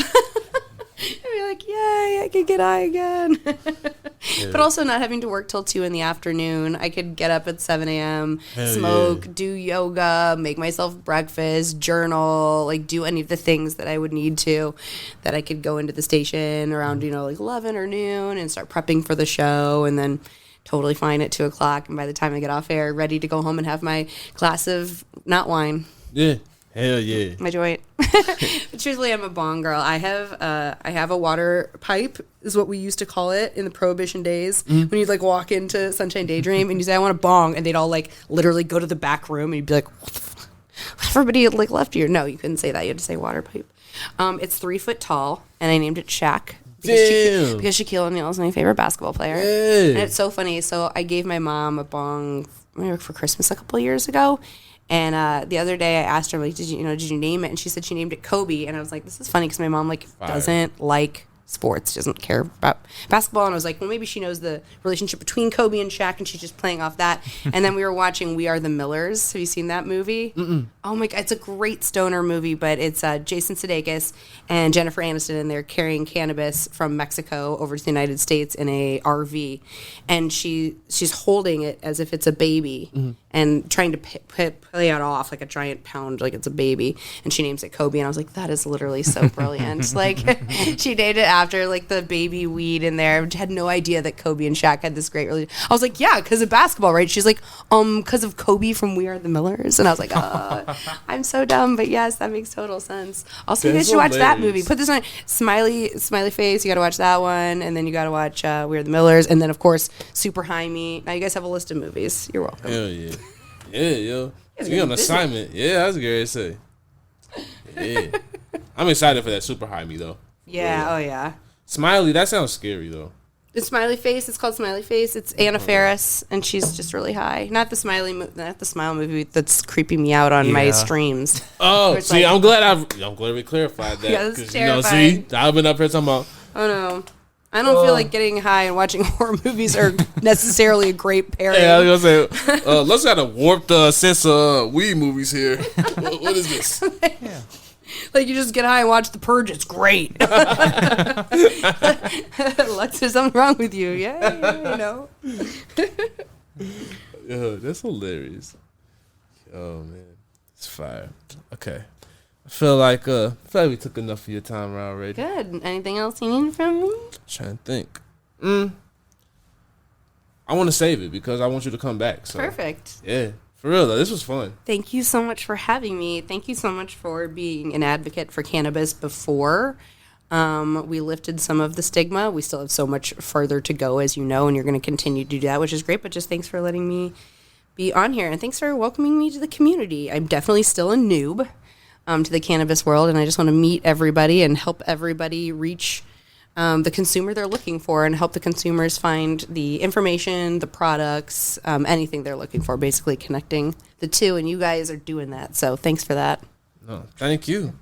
Shit, you're helping us expand our audience, honestly, so this is really dope. Yeah. I really thank you for this. Of course. Yeah, it's just my little young media heart here is fluttering right now. You know?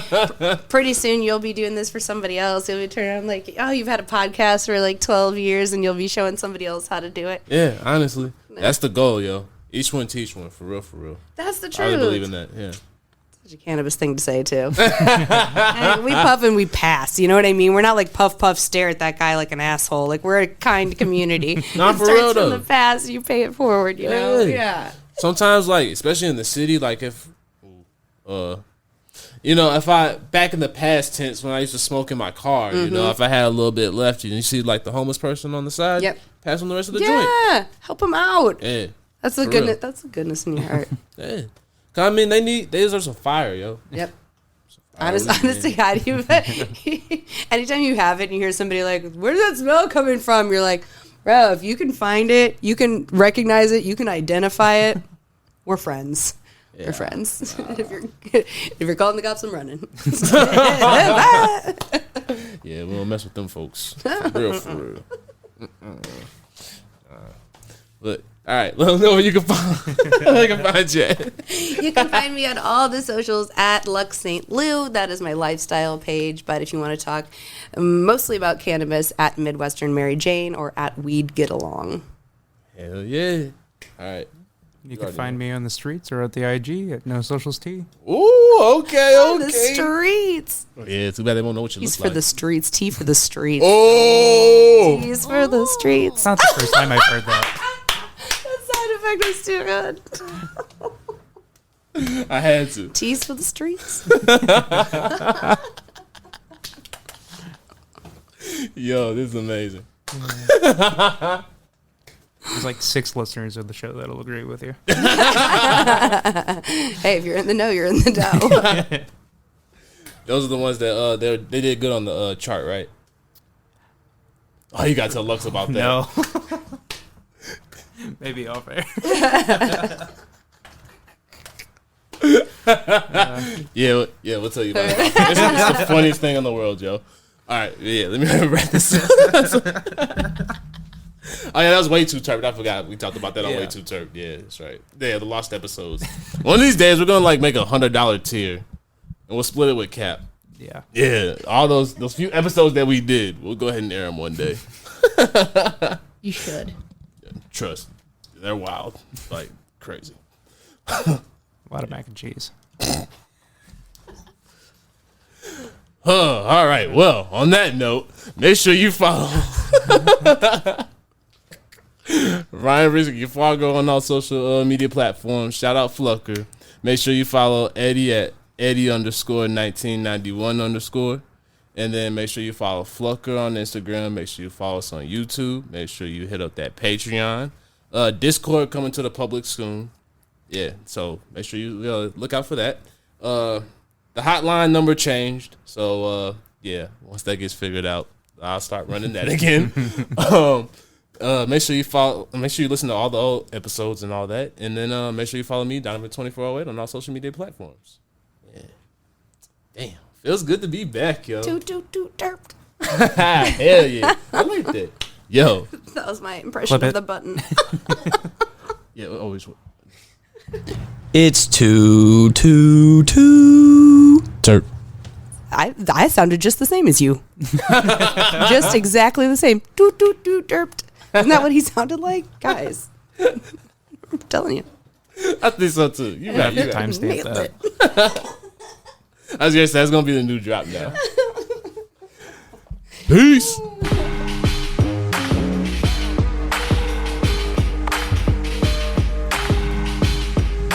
It's Too T3rpd.